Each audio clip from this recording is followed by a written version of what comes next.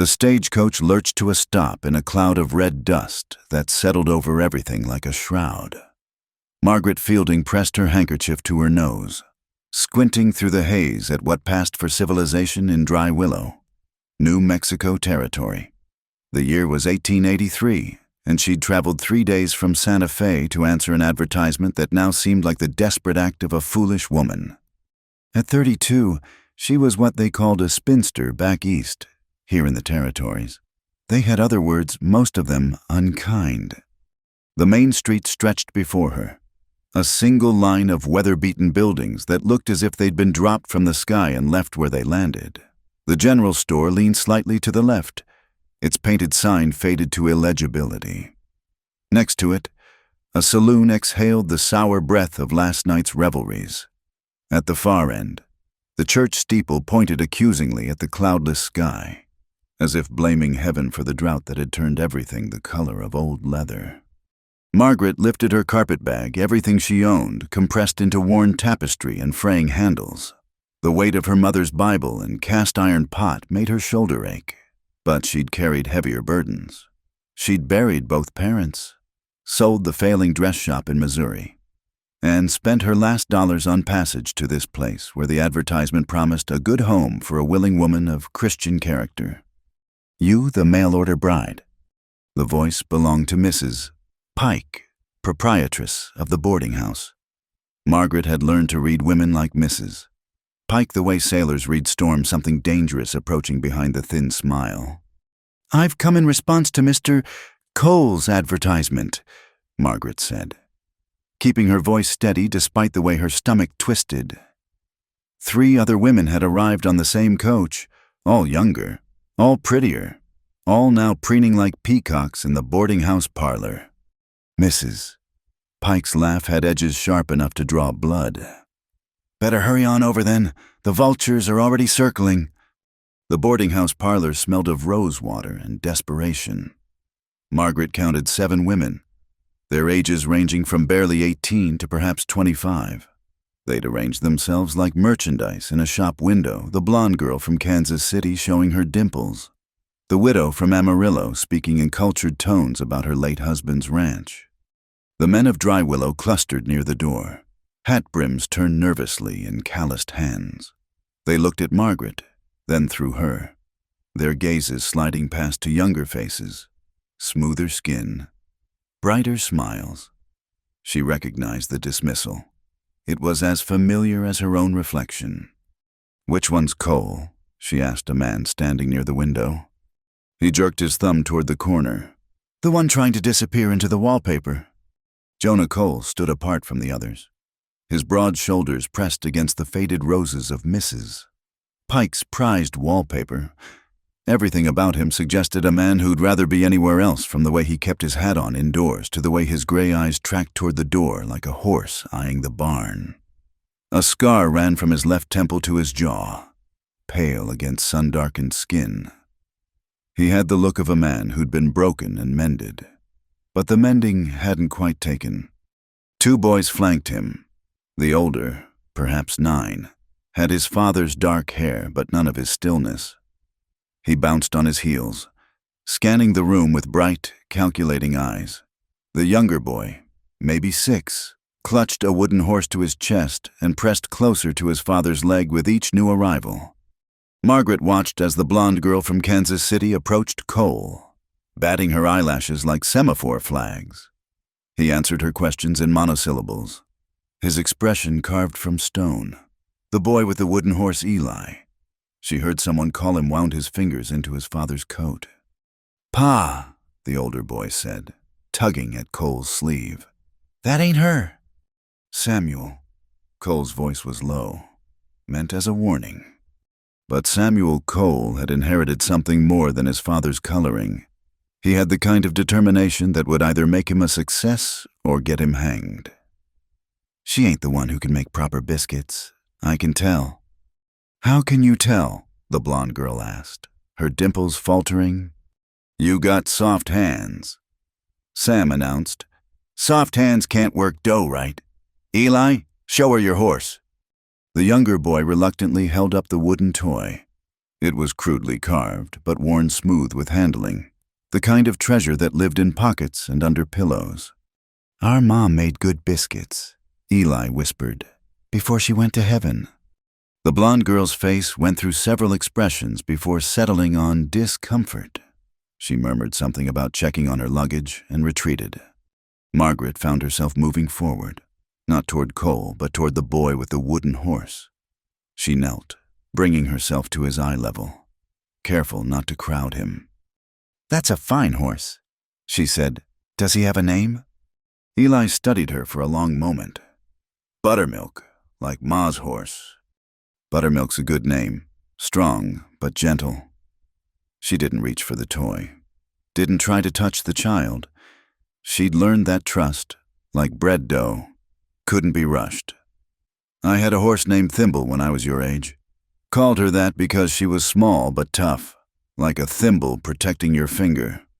"What happened to her?" "She lived to be 23 and died in her sleep in a field full of spring grass." Eli considered this. "That's good." "Yes," Margaret agreed. It was. She became aware of the silence spreading through the parlor. When she looked up, she found Jonah Cole watching her with an expression she couldn't decipher. Sam had gone very still. His bouncing stopped, his bright eyes fixed on her face. "Pa?" Sam said, and his voice held a certainty that seemed too large for his narrow shoulders. "That's her. That's the one we picked." The words fell into the quiet room like stones into still water. Cole's face went white, then red. "Samuel James Cole." Each word came out precise and sharp. "What did you do?" The boy lifted his chin, defiant. "We sent the advertisement. Me and Eli. Mrs. Murphy at the school helped with the spelling, and Eli drew the stamp. We saved the money from selling eggs." "You—" Cole seemed to struggle for words. "You wrote to the newspaper you placed an advertisement for a wife." "You needed one," Sam said simply. "And we needed a ma, someone who could cook and wouldn't cry all the time like Mrs. Henderson when she came to help, and wouldn't smell like medicine like Mrs. Clark." The room erupted. The other women twittered and gasped. The men guffawed. Mrs. Pike looked like Christmas had come early, already savoring the gossip she'd spread. Margaret watched Cole's face cycle through emotions, humiliation, anger, something that might have been grief. He grabbed Sam's shoulder, not roughly but firmly. "We're leaving." "But Pa." "Now." "What about her?" Sam pointed at Margaret. "She knows about horses. She talks to Eli, right? She's the one we picked." "You didn't pick anyone," Cole said through gritted teeth. 9-year-old boys don't choose wives for their fathers. Apologize to these ladies for wasting their time." "No." The word hung in the air. Father and son faced each other, mirror images of stubbornness. "Samuel." "She came all this way," Sam said. "It ain't right to send her back. Ma wouldn't like it." It was a low blow, invoking the dead mother. Margaret saw it hit home in the way Cole's jaw tightened, but Sam wasn't finished. "Besides," he added, with the ruthless logic of children, "you can't send them all back. We only got money for one ticket." Margaret stood slowly, brushing dust from her skirts. The other women were already gathering their things, voices rising in indignation. The widow from Amarillo was demanding compensation. The blonde girl was in tears. "Mr. Cole," Margaret said. He turned to her, and she saw what the scar had hidden exhaustion so deep it had worn grooves around his eyes. This was a man holding on by his fingernails, keeping upright through will alone. "I've come a long way," she said, pitching her voice low enough that the carry-on bird's Mrs. Pike's apt description couldn't hear. "I spent my last dollar on passage. I have skills that might be useful on a ranch. If you'd consider taking me on as a housekeeper, just for a month while I earn enough for return fare, I'd be grateful. I can't pay wages until after the cattle sale. Room and board would be sufficient." He studied her, and she had the uncomfortable feeling he was seeing past her careful posture to the desperation underneath. But then, she was seeing his too. "Can you cook?" "Yes." "Laundry?" "Yes." "Can you handle boys who forge letters and spend egg money on foolishness?" She looked at Sam, who was watching her with those bright, calculating eyes, at Eli, still clutching his wooden horse. "I raised 3 younger brothers," she said. "They all survived to adulthood." Something that might have been humor flickered in Cole's eyes. "That's not much of a recommendation. My boys are particular kinds of trouble." "Pa," Eli said softly. She knew about horses dying peaceful. Cole closed his eyes, and Margaret saw the moment he surrendered. Not to her, not to the situation, but to his son's need for something he couldn't give them. "1 month," he said. "Separate quarters, no expectations." "Understood." He jerked his head toward the door. "Wagon's outside. We've got an hour of daylight left." Margaret picked up her carpet bag, aware of the eyes following her, some envious, some pitying, most simply curious about what kind of fool woman would follow a scarred rancher and his lying children into the desert. Sam darted ahead to hold the door. As she passed, he whispered, "You won't be sorry. We're good boys, mostly, and Pa don't drink or hit or nothing." The endorsement, such as it was, almost made her smile. "That's good to know." Outside, the late afternoon sun slanted across the plaza, painting everything gold. The wagon waited, loaded with supplies, sacks of flour, a new axe handle, a bolt of calico that suggested Cole had expected to bring home a wife after all. He helped her up to the bench seat, his hands careful and impersonal. Eli climbed into the back among the supplies. Sam scrambled up beside Margaret, positioning himself between her and his father like a small, determined guardian. As they rolled out of Dry Willow, Margaret caught sight of the other women dispersing, some to the boarding house, others to the saloon where they might find different kinds of arrangements. She said a quick prayer for them, then faced forward. The desert stretched ahead, red as blood in the dying light. Somewhere out there was the Cole Ranch, where she'd cook and clean and try to earn enough to leave. 1 month to prove herself useful enough to stay, though she couldn't admit that hope even to herself. Beside her, Sam hummed tunelessly. "In the back," Eli murmured to his wooden horse, and Jonah Cole drove in silence, his scarred profile turned toward a horizon that promised nothing but hard work and harder ground. But the wind that scattered dust across Margaret's skirts carried the faint scent of sage, and the sky overhead was endless. And for the first time in months, she felt the tight knot in her chest loosen just a little. She'd been dismissed, overlooked, and hired on sufferance, but she was moving forward, toward something, and after standing still for so long, even uncertain motion felt like grace. The Cole Ranch squatted on the landscape like something that had grown from the earth rather than been built upon it. Adobe walls the color of dried blood caught the last rays of sun, and the wooden portions had weathered to silver gray.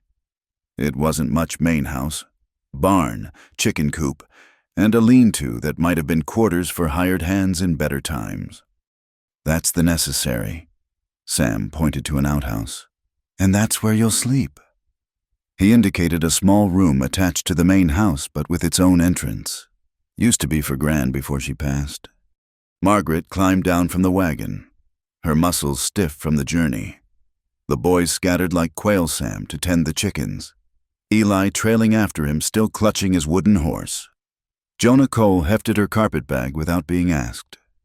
"I'll show you the quarters." The room was sparse but clean. Iron bedstead, washstand, small wardrobe, and a window facing east.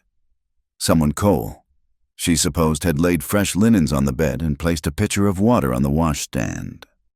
"Kitchen's through there." He pointed to a connecting door. "Boys eat at 6, noon, and 6. I'll be out with the cattle most days. There's a rifle in the kitchen, you know how to use one." "Yes." He nodded, set her bag down, and turned to leave. In the doorway. He paused without looking back. I apologize for my boy's deception. You're free to leave whenever you choose. Then he was gone, spurs ringing against the hard-packed earth. Margaret unpacked slowly. Her mother's Bible went on the small shelf. The cast-iron pot would go to the kitchen. 2 dresses, both mended multiple times. Her sewing kit, more valuable than gold out here. At the bottom of the bag, wrapped in oilcloth, was her most prized possession, a packet of sourdough starter she'd kept alive for 7 years. The kitchen told its own story. Good bones, a proper stove, though it needed blacking. Sturdy work table, pump right inside the door. But the corners held dust, and the stovetop showed evidence of burned meals hastily scraped away. A basket of eggs sat on the counter next to a heel of bread hard enough to drive nails. She tied on her apron and got to work. By the time Cole and the boys came in for supper, she'd transformed the kitchen.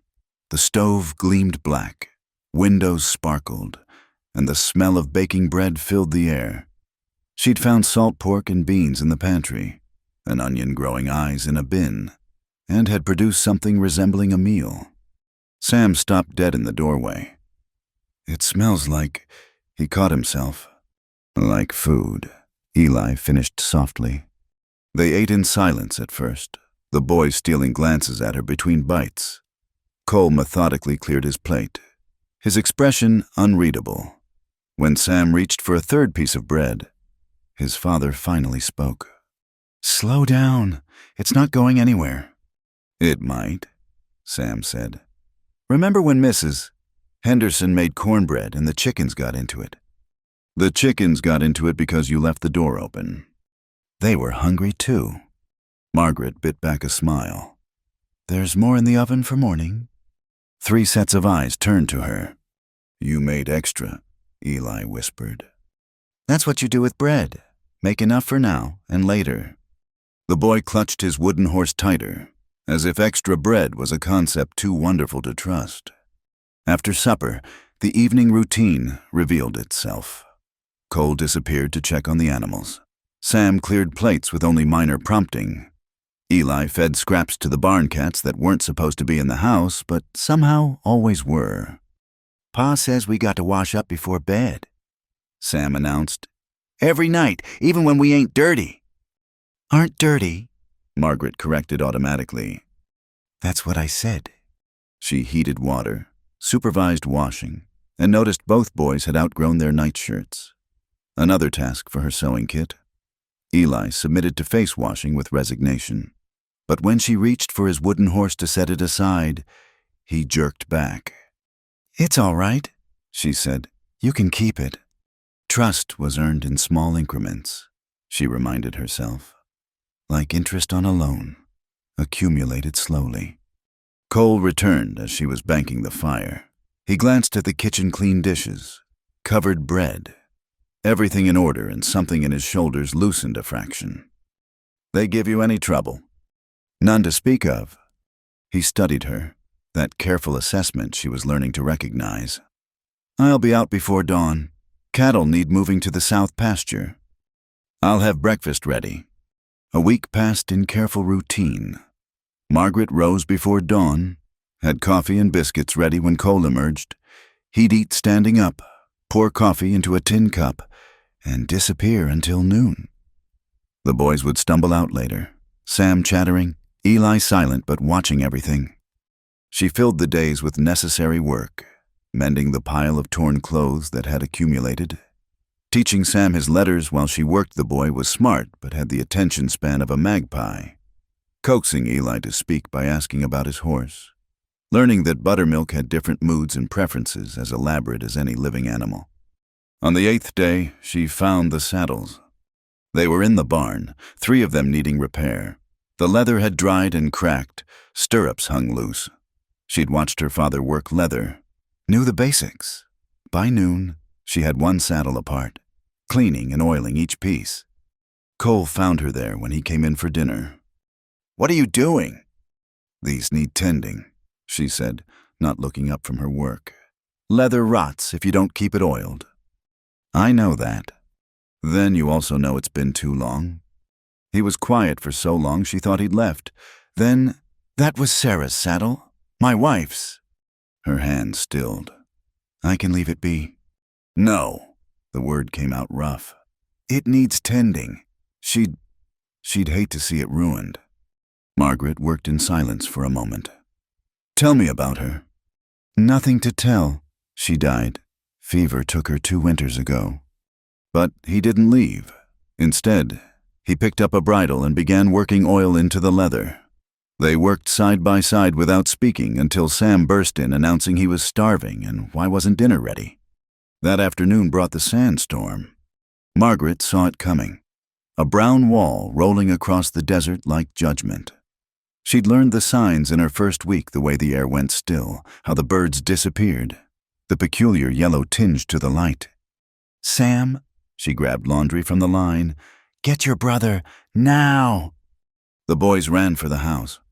Margaret secured the chicken coop, drove the milk cow into the barn. The wind hit just as she reached for the door, sand driving like needles into exposed skin. Inside, she found the boys huddled by the window. "Where's your father?" "South pasture," Sam said. "He'll shelter in Devil's Canyon until it passes." The storm raged for 3 hours. Sand found every crack, every gap. Margaret stuffed rags under doors, hung wet sheets over windows. When the worst seemed past, she ventured out to check damage. The garden she'd started was buried. One shutter hung loose, but the animals were safe, and the roof had held. She was sweeping sand from the porch when she spotted Movement Cole's horse, riderless, trotting toward the barn. Her heart hammered. "Sam, watch your brother." She caught the horse, noted the broken rein. No blood on the saddle. That was good. But Cole was out there somewhere, possibly injured. She resaddled the horse with one of the repaired saddles, filled a canteen. "Where are you going?" Sam stood in the doorway, Eli peering around him. "To find your father." "You can't. There might be another storm." "Then I'd better hurry." She'd tracked injured animals before, knew to look for shelter. The trail led toward a cluster of rocks where someone might hole up. She found him 2 miles out, sitting propped against a boulder, leg twisted at an angle that made her stomach turn. "Fool horse spooked," he said through gritted teeth. "Threw me into the rocks." "Can you ride?" "Have to. Don't I?" Getting him mounted took both their strength and considerable cursing on his part. She led the horse back, Cole swaying but staying upright through sheer will. The boys met them at the gate, faces white with fear. Pa Eli actually spoke above a whisper. "Is he dead?"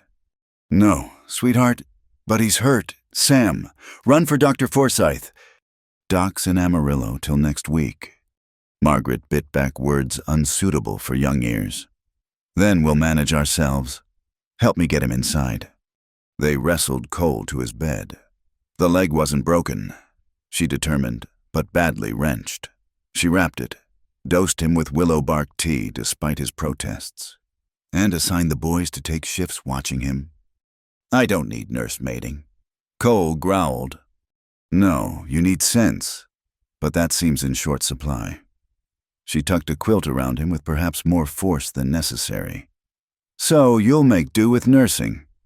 For 3 days, she ran the household and managed what she could of the ranch work.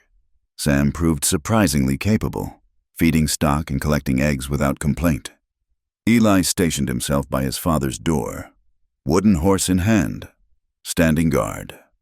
On the 3rd night, fever set in.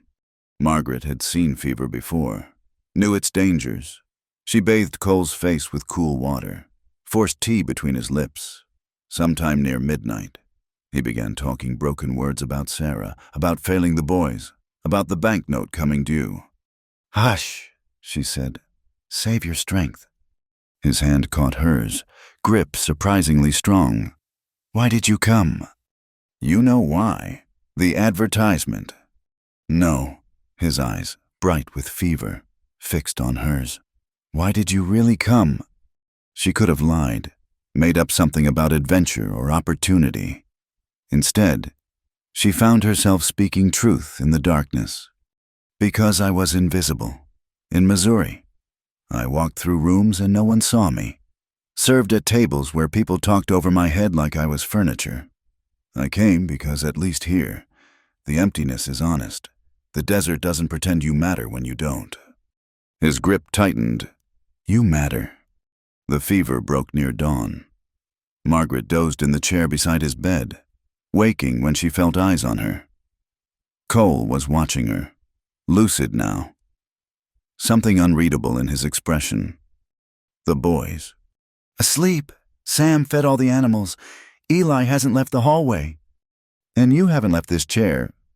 Someone had to keep you from dying out of pure stubbornness. The corner of his mouth twitched. Sarah used to say the same thing. It was the first time he'd mentioned his wife without pain tightening his features. Margaret rose, smoothing her skirts. I'll make breakfast. Margaret? Her name stopped her at the door. Thank you. That evening, she allowed Eli to bring his father the wooden horse for a visit. The boy climbed carefully onto the bed, mindful of the injured leg. Buttermilk was worried, Eli explained solemnly. But I told him you were tough. Tough as saddle leather. Cole agreed, ruffling his son's hair. Sam appeared with a plate of beans and cornbread. Miss Margaret says you can have solid food if you promise not to be stupid about getting up too soon. She said stupid. She said precipitous. I asked what it meant, and she said stupid but with more letters. Cole actually chuckled, a rusty sound like a gate that needed oiling. Margaret, listening from the kitchen, felt something shift in her chest. Not hope exactly, but the possibility of it. That night, she made a list. Things needed new shirts for the boys, preserves for winter, repair to the chicken coop roof. Things wanted books for Sam, paint for the kitchen, perhaps a real glass window for her room. Things dreamed staying past her month, belonging somewhere, mattering to someone. She burned the list in the stove come morning, but the dreams remained, stubborn as desert flowers waiting for rain. The letter arrived on a Tuesday morning, carried by a dust-covered rider who didn't stop for water.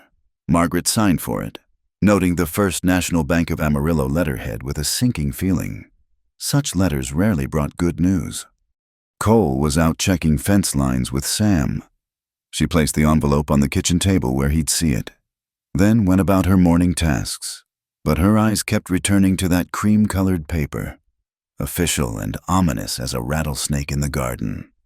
When Cole returned for the noon meal, he spotted it immediately. His face went carefully blank as he read, the kind of stillness that meant trouble. Bad news? She asked, though the answer was obvious. Nothing that concerns you.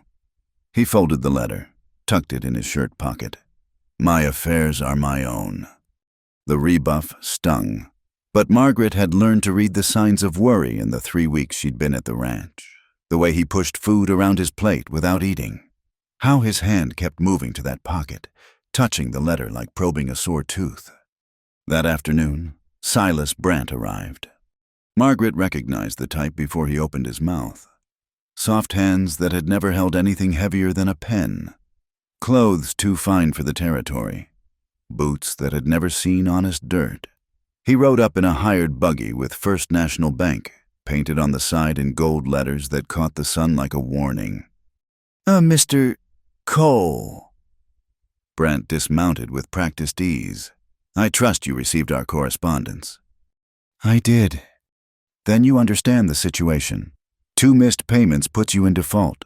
We have investors interested in this land, particularly with the railroad survey coming through next year. Railroad. The word rippled through Margaret like a stone thrown in still water. She'd seen what the railroad did to small towns. Small farms. Progress, they called it. She had other names. I'll have your money after fall sale, Cole said. That's what you said last season. Brant's smile was sharp as broken glass. The bank's patience has limits. His gaze found Margaret, standing in the doorway with Eli half hidden behind her skirts. Something in his expression shifted, became calculating. I see you've added to your household. Hired help. My business, Cole said flatly. Everything's the bank's business when you owe money. Mr. Cole, wages paid out are funds that could go toward your debt. Brant touched his hat to Margaret, the gesture somehow making mockery of courtesy. Ma'am, I don't believe we've been introduced. Miss Fielding, Cole said before she could speak. She's helping with the boys. Miss Fielding. Brant rolled the name around like he was tasting it. The spinster from Missouri I heard about the advertisement mix-up. Quite the sensation in town. Heat climbed Margaret's neck, but she kept her voice steady.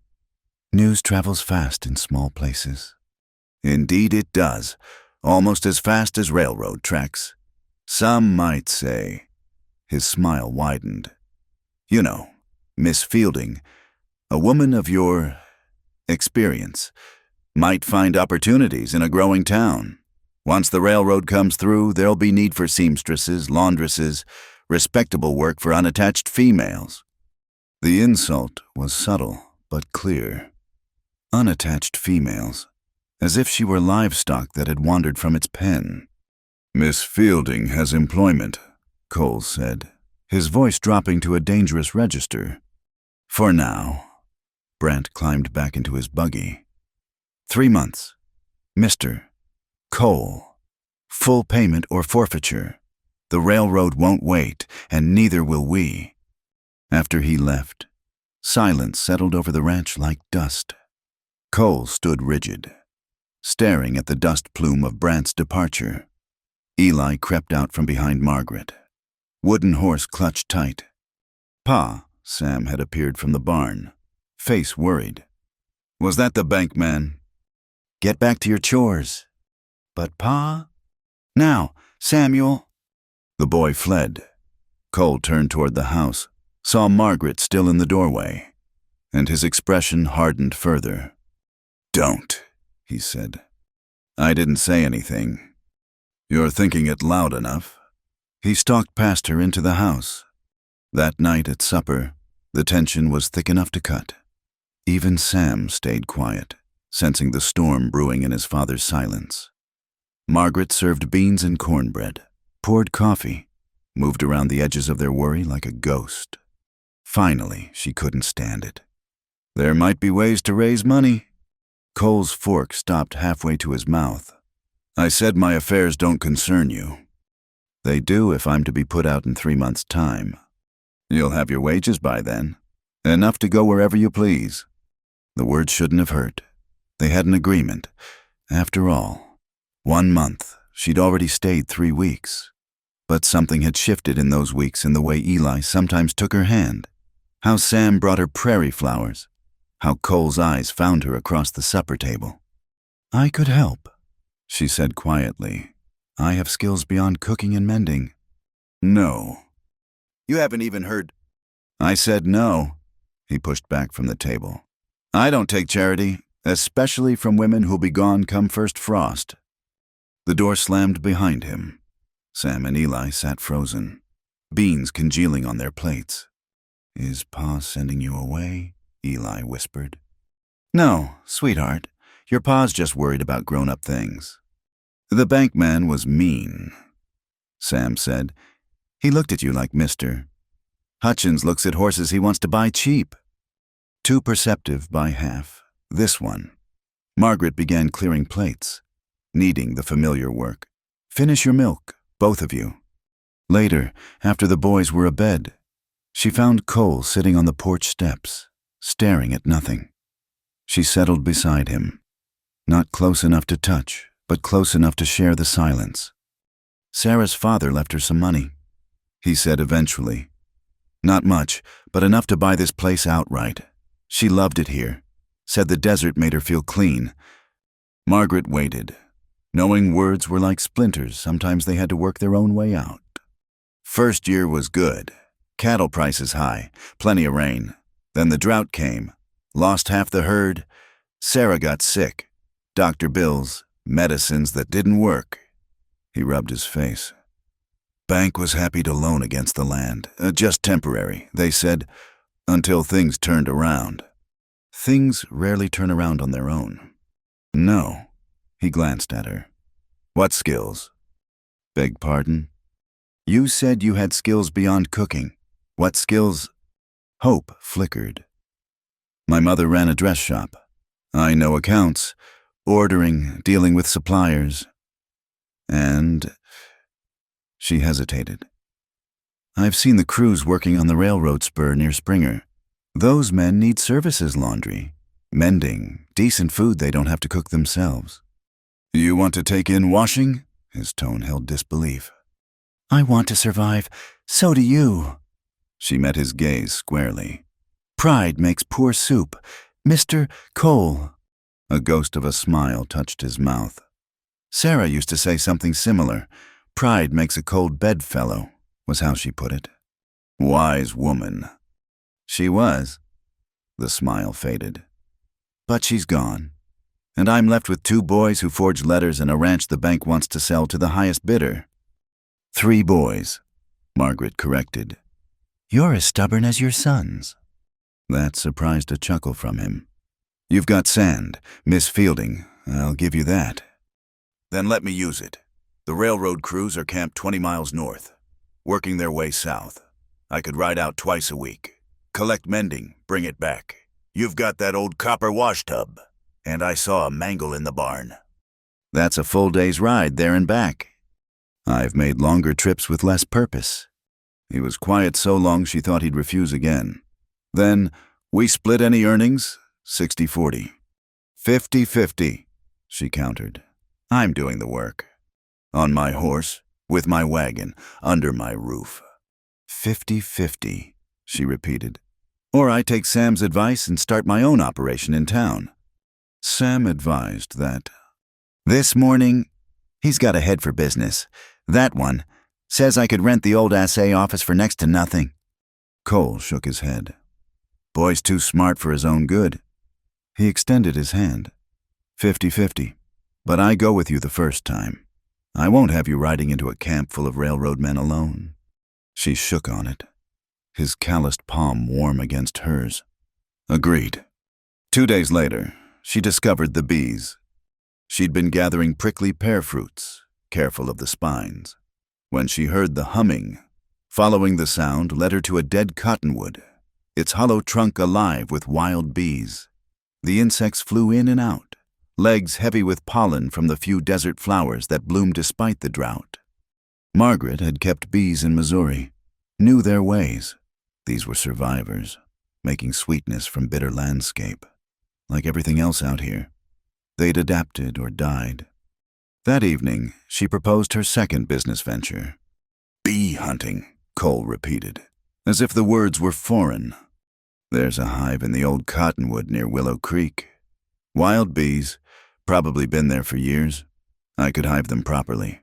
Harvest honey come fall. Railroad men aren't the only ones who miss sweetness in their lives.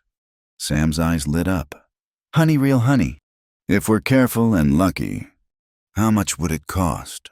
Cole asked. Ever practical. Time and lumber for boxes. I can make the rest from what's here. She paused. My father kept bees. Taught me that the secret is never taking more than they can spare. Eli, who'd been silent through dinner, suddenly spoke. Do bees remember people like horses? In their way. Margaret said, they know the keeper who treats them gently. Maybe they'll remember you from before, the boy said solemnly. From when you had your pa's bees. Cole and Margaret exchanged glances over his head. Sometimes Eli said things that cut straight to the heart of matters adults danced around. Maybe they will, she agreed softly. The next morning brought another unwelcome visitor. Margaret was hanging laundry when she spotted the rider approaching. This one, she didn't recognize a woman in a severe black traveling dress, sitting her horse like she'd been born to it. Is this the Cole Ranch? The woman's accent held eastern edges. Philadelphia or Boston? It is. I'm looking for Mr. Jonah Cole. I'm Mrs. Weatherby, from the Territorial Education Board.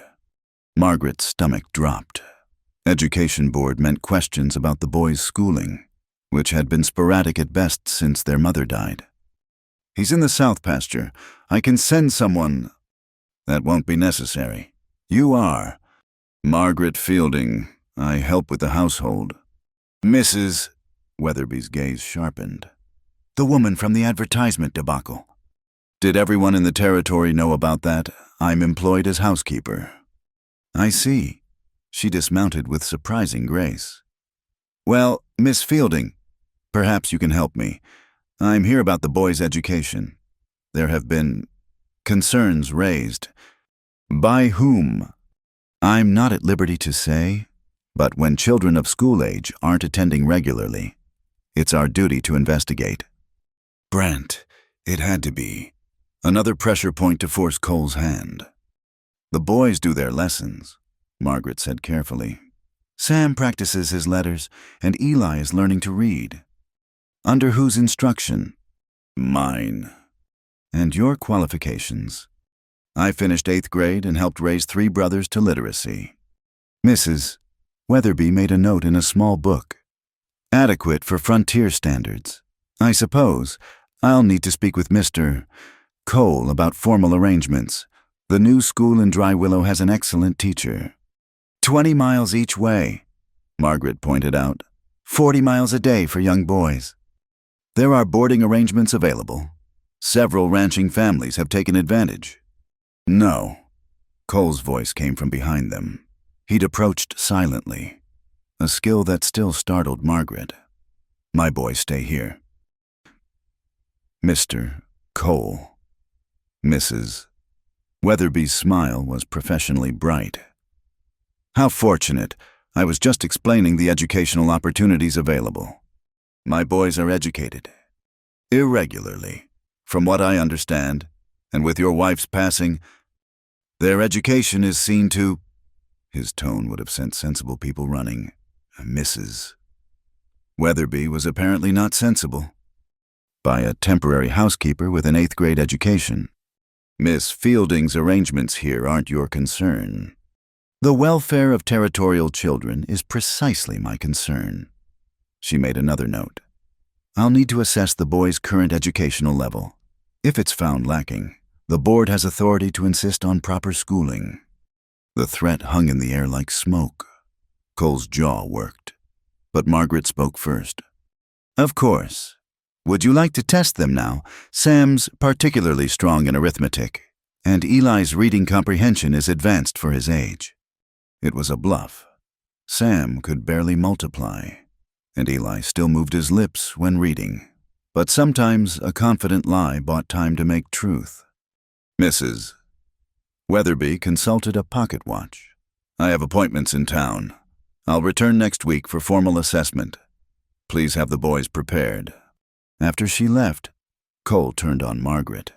"What are you doing?" "Buying time. We have a week to make sure they can pass whatever test she brings." Unless you'd prefer to handle their education yourself." He ran a hand through his hair.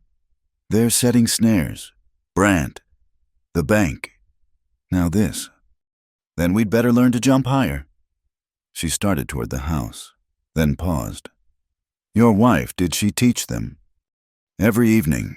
Had them reading from the Bible, doing sums on slate boards."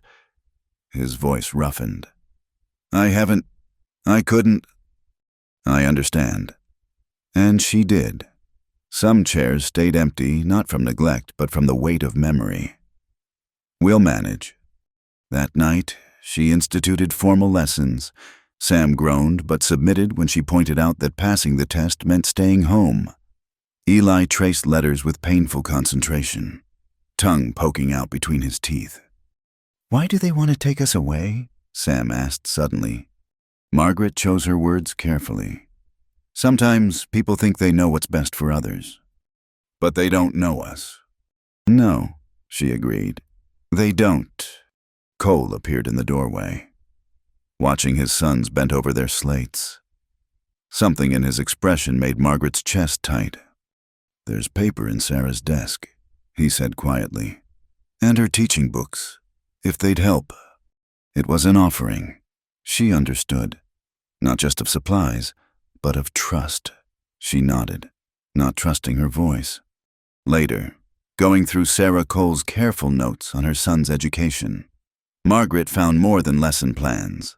Pressed flowers marked pages, shopping lists turned over to practice letters, a child's drawing of a horse labeled Buttermilk in wobbling capitals. This woman had built a life in the desert, word by word, lesson by lesson. Margaret touched the dried petals of what might have been a wild rose and made a silent promise to continue what had been started. Outside, coyotes called to each other across the darkness. The sound used to frighten her. Now it seemed almost companionable. Wild things making their way in a hard world, singing to remind themselves they weren't alone. The lightning came first. Silent flashes that lit the desert like daylight glimpses of another world. Margaret counted the seconds between flash and rumble, an old habit from childhood. 1 Mississippi, 2 Mississippi. Storms building, Cole said from the doorway. He'd been restless all evening, checking the horizon every few minutes. But something's off. Wind's wrong for rain. She joined him on the porch, noting how the air felt charged, like the moment before fabric sparks under your hand. The cattle were lowing uneasily in the distance, and the horses moved in tight circles in the corral. Dry lightning, she said, understanding his worry. After weeks of drought, the range was tinder dry. Wake the boys, quietly. His voice held the controlled calm of someone who'd faced danger before. Get them dressed and ready to move if needed. Margaret didn't question. She'd learned to read Cole's instincts about weather and land the way she read fabric grain, with respect for expertise earned through experience. Sam came awake instantly, alert as a young wolf. Fire! Maybe get dressed. Help your brother. Eli was harder to rouse. Clutching buttermilk and mumbling about staying in bed, Sam handled him with practiced efficiency, tugging clothes over his sleepy protests. Pack a bag, Margaret instructed. Changes of clothes, your father's papers from the desk drawer, the photograph from the mantel. What about the... Thunder crashed, so loud it seemed to shake the adobe walls. In its wake came a different sound, the sharp crack of lightning finding earth. Cole burst through the door. Fire on the north ridge, winds pushing it southeast. He grabbed his rifle. Canteens. If it jumps Skeleton Creek, we'll have to run. What can we do? Margaret kept her voice steady, knowing the boys were listening. Fire break. Clear a strip between the house and the creek. Burn it black so the fire has nothing to eat when it arrives. He looked at his sons. Sam, you help Miss Margaret soak every blanket, every piece of burlap we have. Eli, fill buckets at the pump, many as you can manage. I want to help with the fire break. Sam protested. You are helping. Do as you're told. Cole's tone brooked no argument. Margaret, the horses. I'll ready them for quick harnessing. She understood. If the fire break failed, they'd need to flee fast. The next hour blurred together in desperate activity. The fire crowned the ridge like a terrible sunrise, painting the sky orange-red.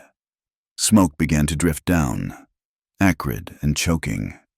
Margaret worked alongside the boys, soaking blankets, filling containers, trying not to look at the advancing glow. Cole had ridden out to start the controlled burn, taking their nearest neighbor, Tom Haskins, who'd seen the lightning and come to help. Is Pa going to die? Eli asked suddenly, water sloshing from his too-full bucket. No, sweetheart, your father knows fire. He'll be careful. Ma died, he said simply. She was careful too. Margaret knelt, setting down her armload of wet burlap. Your pa's coming back, and we're going to be ready to help when he does. The wind shifted, bringing thicker smoke and the sound of flames consuming sagebrush. In the distance, she could see Cole's controlled burn taking hold, a black line drawn between them and destruction. Look, Sam pointed. Riders. 3 men on horseback pounded into the yard. Not neighbors, their clothes marked them as railroad workers. Probably from the crew camped to the north. Fire jumped the creek west of here. The lead rider called, Coming fast. You need to get out. My husband, Father Mister, Cole is out setting a fire break. Won't hold. Winds gusting to 30 miles an hour. The man's soot-streaked face was grave. Ma'am, I've seen prairie fires. This one's got teeth. Margaret looked at the house, the barn, the chicken coop they'd repaired just last week. Then at the boys, Sam trying to look brave, Eli clutching his wooden horse. We stay, she said, but thank you for the warning. The railroad men exchanged glances. Least we can help, one said, dismounting. Where do you need us? Relief flooded through her. Wet down the roof. There's a ladder against the barn. They worked with desperate efficiency. The railroad men proved their worth, organized and quick. One took charge of the boys, directing their bucket brigade. Another climbed to the roof with wet blankets. The third began clearing anything flammable from around the house. The main fire was visible now. A wall of orange eating the world. The smoke made breathing difficult, eyes streaming. Margaret tied a wet cloth over Eli's nose and mouth. Did the same for Sam, despite his protests about not being a baby. Then she saw Cole riding hard toward them, Tom Haskins beside him. Relief nearly buckled her knees. The brake's holding east. Cole called, sliding from his lathered horse. But the wind... He stopped, noticing the railroad men. Who are you? Help, Margaret said firmly. Which we need. Cole nodded, too focused on survival for social niceties. The barn's lost if the wind doesn't shift. We save the house, the well, and the stock. The horses, Eli whispered. Yes, Cole said. The horses first. They turned the animals loose, trusting their instincts to carry them from danger. All but Buttermilk, Sarah's mare, who refused to leave the corral. Cole cursed, tried to drive her out, but she kept circling back. Leave her, Tom called. Save what you can. She's all they have left of their mother, Margaret said, understanding blazing through her. Without thought, she grabbed Sarah's saddle, the one she'd repaired that first week, and threw it on the mare's back. What are you... She swung up, skirts bunching awkwardly. She wants to be ridden. Some horses need a rider to feel safe. She'd seen it before. Horses that would burn before abandoning their training. Cole grabbed the bridle. You don't know this horse. I know frightened creatures. She met his eyes. Trust me. He held for a heartbeat, then released the bridle. Margaret guided Buttermilk toward the gate, talking low and steady. The mare danced, fighting, but Margaret held firm. At the gate, she turned the horse to face the fire. Sometimes you had to let them see what they ran from. Buttermilk saw, understood, and bolted into the darkness away from the flames.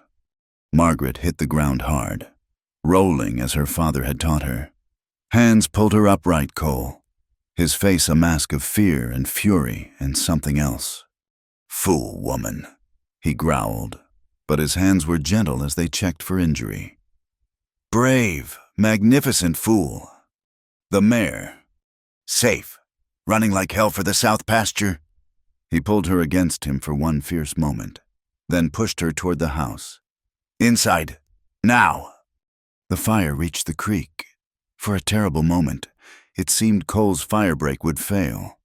Flames leapt the blackened strip, sparks showering down like deadly rain. The roof, someone shouted. A blanket had caught, small flames eating at the corner. Sam was closest, bucket in hand. Without hesitation, he scrambled up the ladder one of the railroad men had left. Sam, no! Margaret lunged forward, but Cole was already climbing. The boy threw water on the flames, lost his balance. Cole caught him one-handed, hauling him against his chest as they half fell, half climbed down. The railroad man was already up with another bucket, dousing the remaining embers. Then, miraculous as prayer, the wind shifted. Not much, just a few degrees, but enough to push the main fire away from the buildings, sending it hungry across empty range instead of into their lives. They fought spot fires for another hour. But the real danger had passed. The railroad crew stayed until dawn broke gray through the smoke, revealing a landscape transformed. Black earth stretched to the horizon where green had been. The barn stood untouched, the house intact save for one scorched corner. "We're obliged," Cole told the railroad men as they prepared to leave. The lead rider, who'd introduced himself as Patrick Malone, shrugged. "Fire doesn't care about property lines. Threatens you today. Us tomorrow." He glanced at Margaret. "Your wife's got sand. Not many would ride a spooked horse into a fire." "She's not," Cole started, then stopped. "Yes, she does." After they left, Margaret found Cole standing by the corral, staring at the burned landscape. The boys had finally collapsed in exhausted sleep. Eli still clutching his wooden horse, Sam with one protective arm thrown over his brother. "Sarah loved that mare," Cole said quietly. "Raised her from a foal. Said she had more sense than most people. She was frightened. Sometimes frightened creatures just need someone to show them the way out." He turned to her, and she saw the toll of the night in his face, soot-streaked, hollow-eyed, aged by fear and responsibility. "You could have died. So could you, setting that fire break. That's different. Why? Because you're a man. Because this is your land." She met his gaze squarely. "Or because you think you're the only one allowed to risk things for what matters." He was quiet for a long moment. Around them, the dawn revealed not just destruction but survival, the buildings that stood, the animals that lived, the family that remained whole. "Thank you," he said finally. "For saving her, for staying when sense said run, for—" He gestured helplessly at the boys, the house, the whole of their small, precious world. "It's what you do," Margaret said simply. "When you're part of something, you stay, you fight, you save what can be saved." A meadowlark, seemingly unbothered by the night's devastation, began to sing from a fence post. The sound was impossibly bright against the charred landscape, hope insisting on itself despite evidence to the contrary. "The ranch is ruined," Cole said. "No grass means no grazing. I'll have to sell the cattle early. Take whatever price they offer. The rain will come, grass grows back." "Not in time. The bank." "The bank didn't fight beside us last night." Margaret touched his arm lightly. "The railroad men did. Perhaps it's time to stop thinking of them as enemies." "You want me to go begging to the railroad?" "I want you to consider that men who'd risk their lives for strangers might be willing to buy beef to feed their crews, or hire locals for the work ahead." She paused. "Pride makes poor soup. Remember?" He almost smiled. "You're going to keep throwing my words back at me?" "When they're good words, yes." Sam appeared in the doorway, rubbing sleepy eyes. "Is it over?" "The fire is—" Cole said. "Come here, son." The boy ran to his father, allowing himself to be held in a way he usually considered too babyish. Cole pulled him close, breathing in the smoky smell of his hair. "You scared me, climbing that ladder." The roof was burning. "Yes, and you were brave. Foolish, but brave." He looked at Margaret over Sam's head. "Seems that's been going around." "Must be something in the air," she said, "besides smoke." This time Cole did smile. Small but real. "Must be." Later, as Margaret cooked breakfast from their dwindling supplies, the smokehouse had burned. Taking their preserved meat, she thought about fire and choice. How destruction sometimes cleared ground for new growth. How saving an old mare could matter as much as saving a house. Eli crept into the kitchen. Buttermilk. The wooden horse held tight. "The real buttermilk is okay." "Yes, sweetheart. She's in the south pasture, probably wondering what all the fuss was about." He considered this. "You saved her." "We all did. But you rode her, even though she was scared, even though you could have gotten hurt." Margaret knelt to his level. "Sometimes that's what love looks like. doing the hard thing, the dangerous thing, because someone needs you to. Eli studied her with those two wise eyes. Is that why you stayed when the men said to run? The question cut straight to the heart of things, as Eli's questions often did. Margaret thought of her planned month, already stretched beyond intention, of the careful boundaries she'd maintained, now blurred as smoke. Yes, she said simply. That's why I stayed. He nodded, satisfied, and padded back to check on his still sleeping brother. Through the window, Margaret could see Cole and Tom Haskins surveying the damage, planning what came next. The landscape looked alien, black earth meeting blue sky with nothing between, but already, incredibly. She could see movement rabbits emerging from hidey holes, birds returning to see what remained of their world. Life insisting on itself, despite all evidence to the contrary. Like hope, like love, like a woman who'd come west to be chosen, only to discover that sometimes you had to choose yourself. Choose to stay. Choose to fight for ground that wasn't even yours. Except maybe it was. Maybe it had become hers in small increments, each mended shirt, each lesson taught. Each night she'd stood on the porch watching the stars wheel overhead while inside. People she'd come to care for slept safe and sound. The coffee boiled over, bringing her back to the present. She poured 2 cups, added the sugar Cole pretended he didn't want but always smiled to find, and headed outside. The men took the cups gratefully. Tom Haskins looked between her and Cole with something knowing in his expression. Good thing you've got help, he told Cole. This kind of setback would break a man alone. Cole's hand found Margaret's shoulder, brief but warm. Yes, he said. It's a good thing. Standing there in the morning light, surrounded by destruction but holding hot coffee and hope, Margaret felt something settle in her chest. Not peace, exactly. There was too much work ahead, too many threats still circling, but purpose, place. The fire had tested them all, revealed what they'd fight for, what they'd risk. In the burned-over ground, she could see the shape of what might grow, if they were brave enough to tend it. Behind them, Sam called out that Eli was awake and hungry, and could they have flapjacks even though the griddle got left outside and was probably ruined. I'll make do, Margaret called back. She always did. They all did. That was the secret the fire had taught them. Making do was its own kind of miracle. Stubborn as grass, enduring as hope, necessary as love. The telegram arrived 2 weeks after the fire, delivered by a rider who looked apologetic before he even handed it over.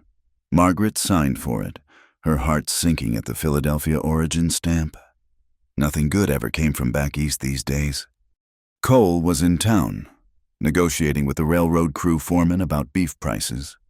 The boys were at their lessons, Sam practicing long division with theatrical groans while Eli copied Bible verses in his careful hand.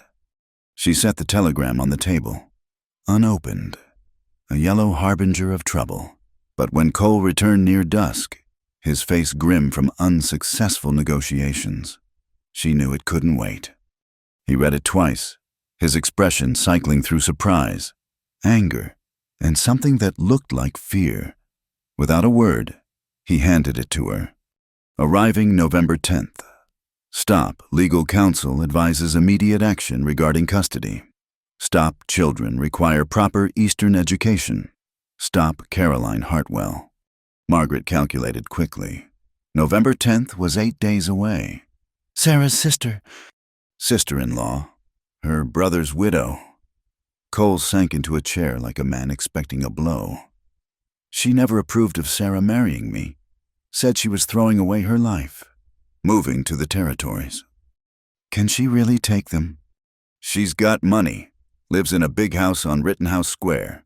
Husband left her wealthy, and I'm... He gestured at the burned landscape visible through the window.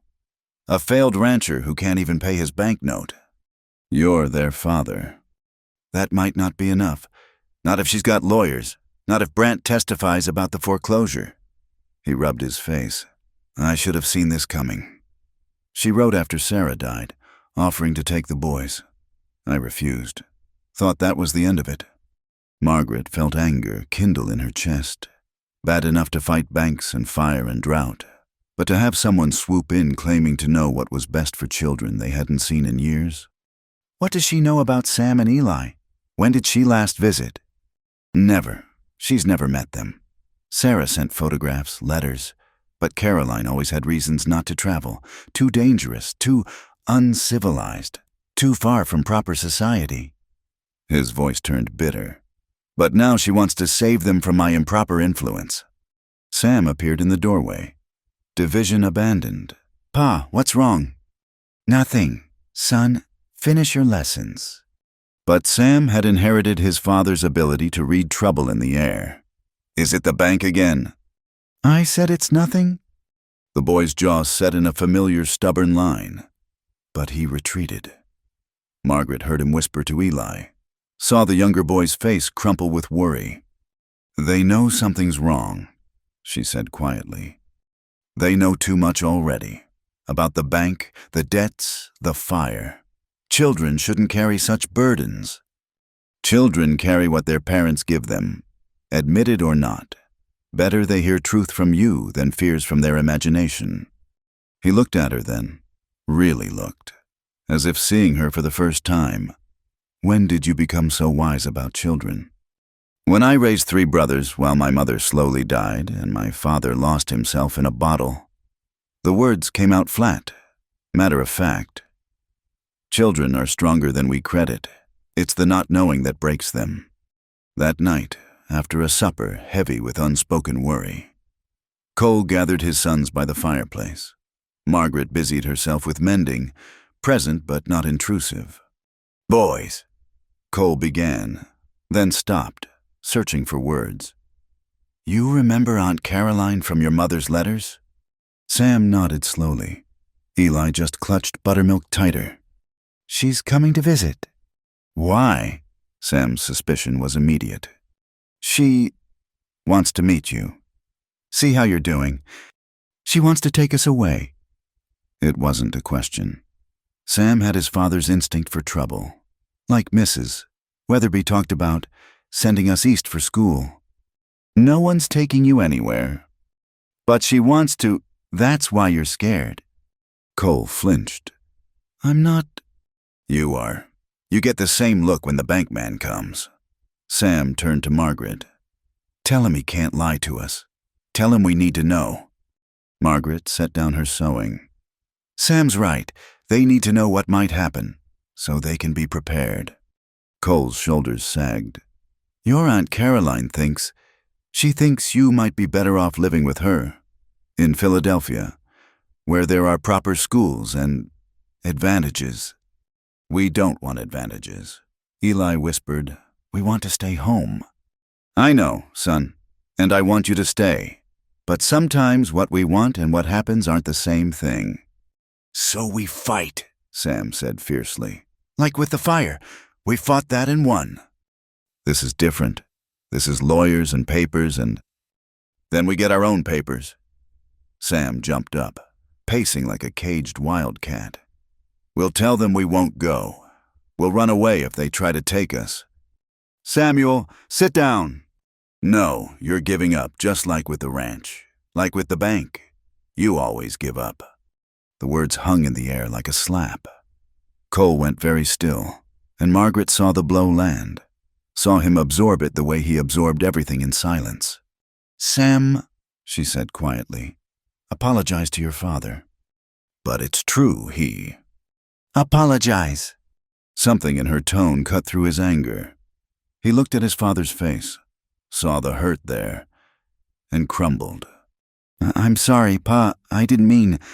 I'm just scared. Cole pulled his son close. I know. I'm scared too. It was an admission Margaret had never expected to hear.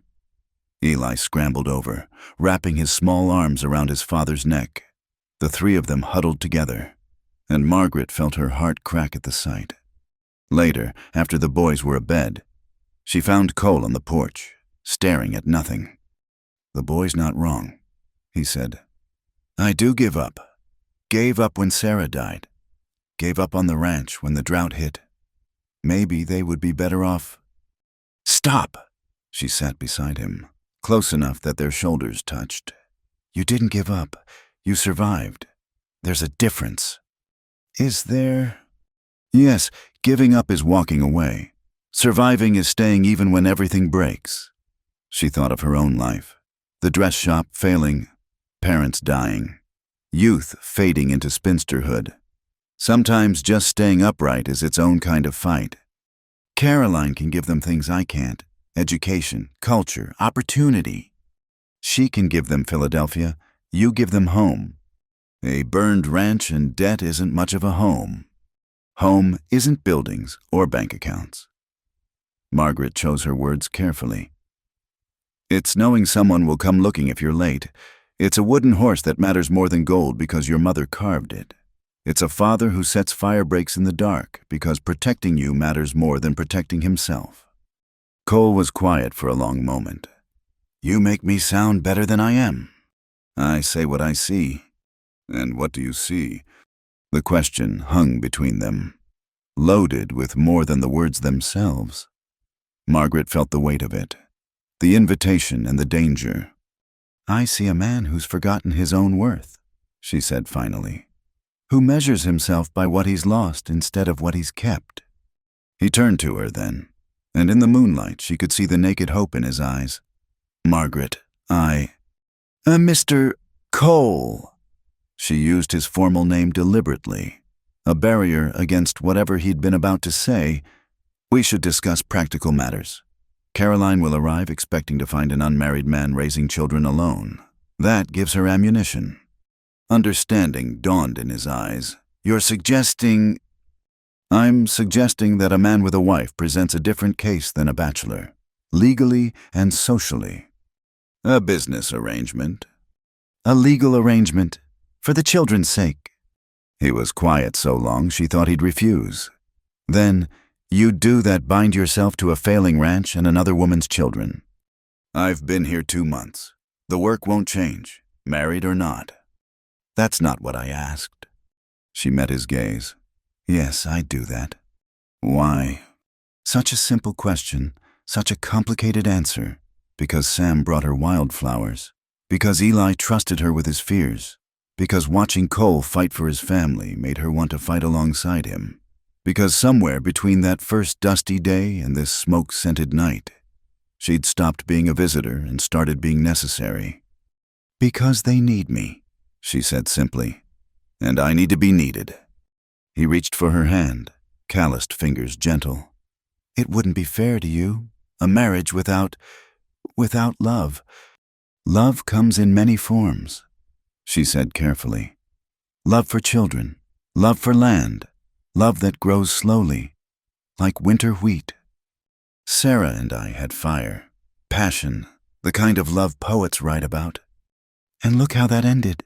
Fire and ashes. She squeezed his hand. Maybe what we need now is something steadier, something that builds instead of burns. You deserve better than steady. You deserve someone who looks at you and sees miracles. I'm 32 years old. Mr. Cole, I've been overlooked in a dozen towns.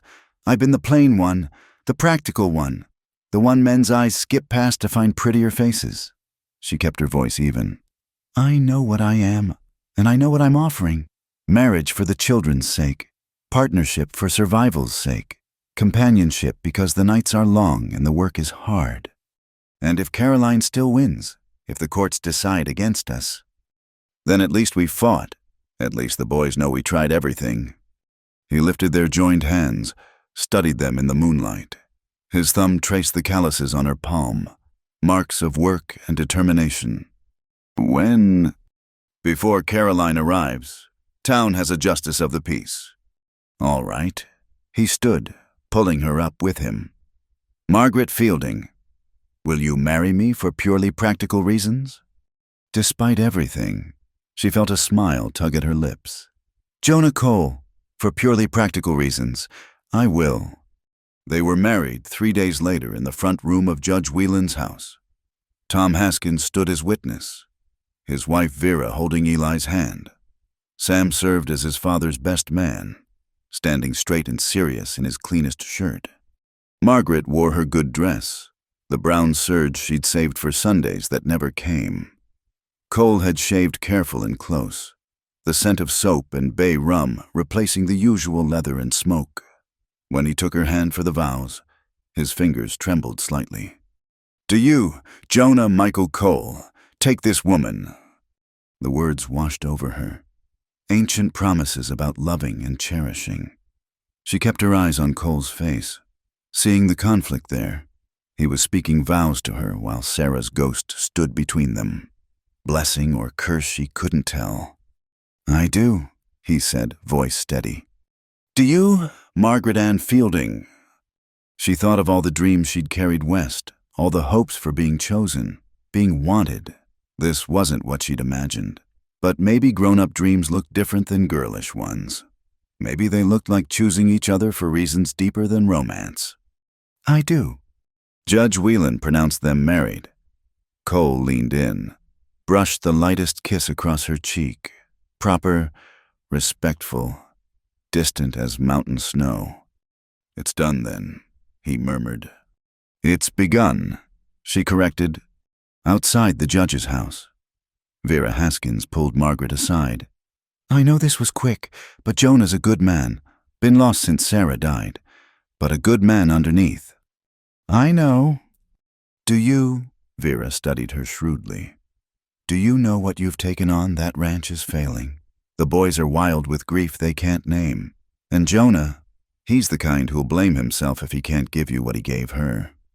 "I'm not asking for what he gave her." "No, then what are you asking for?" Margaret watched Cole lift Eli onto the wagon seat, saw Sam scramble up beside his brother. Her husband's strange word moved with careful precision, distant and polite. "Time," she said finally, "just time." That evening, she moved her few belongings to the main bedroom. Cole had cleared half the wardrobe, made space on the dresser. Sarah's things were gone packed away or given to neighbors. She didn't ask. "I'll sleep in the barn," he said stiffly. That is, for propriety with Caroline." "You'll sleep in your bed," Margaret said. "We're married. The whole point is to appear married. That means sharing a room." "Margaret." "I've slept in the same room as 3 brothers. Mr. Cole, I think I can manage sharing with one husband." He flinched at the word. "Don't call me Mr. Cole anymore. We're married now." "All right, Jonah." His name felt foreign on her tongue, intimate in a way that made her stomach flutter. He must have felt it too because he turned away, busying himself with unnecessary adjustments to the window latch. They lay that night like corpses, careful not to touch even accidentally. Margaret stared at the ceiling, aware of every breath, every shift of weight. Beside her, Jonah was equally rigid, equally wakeful.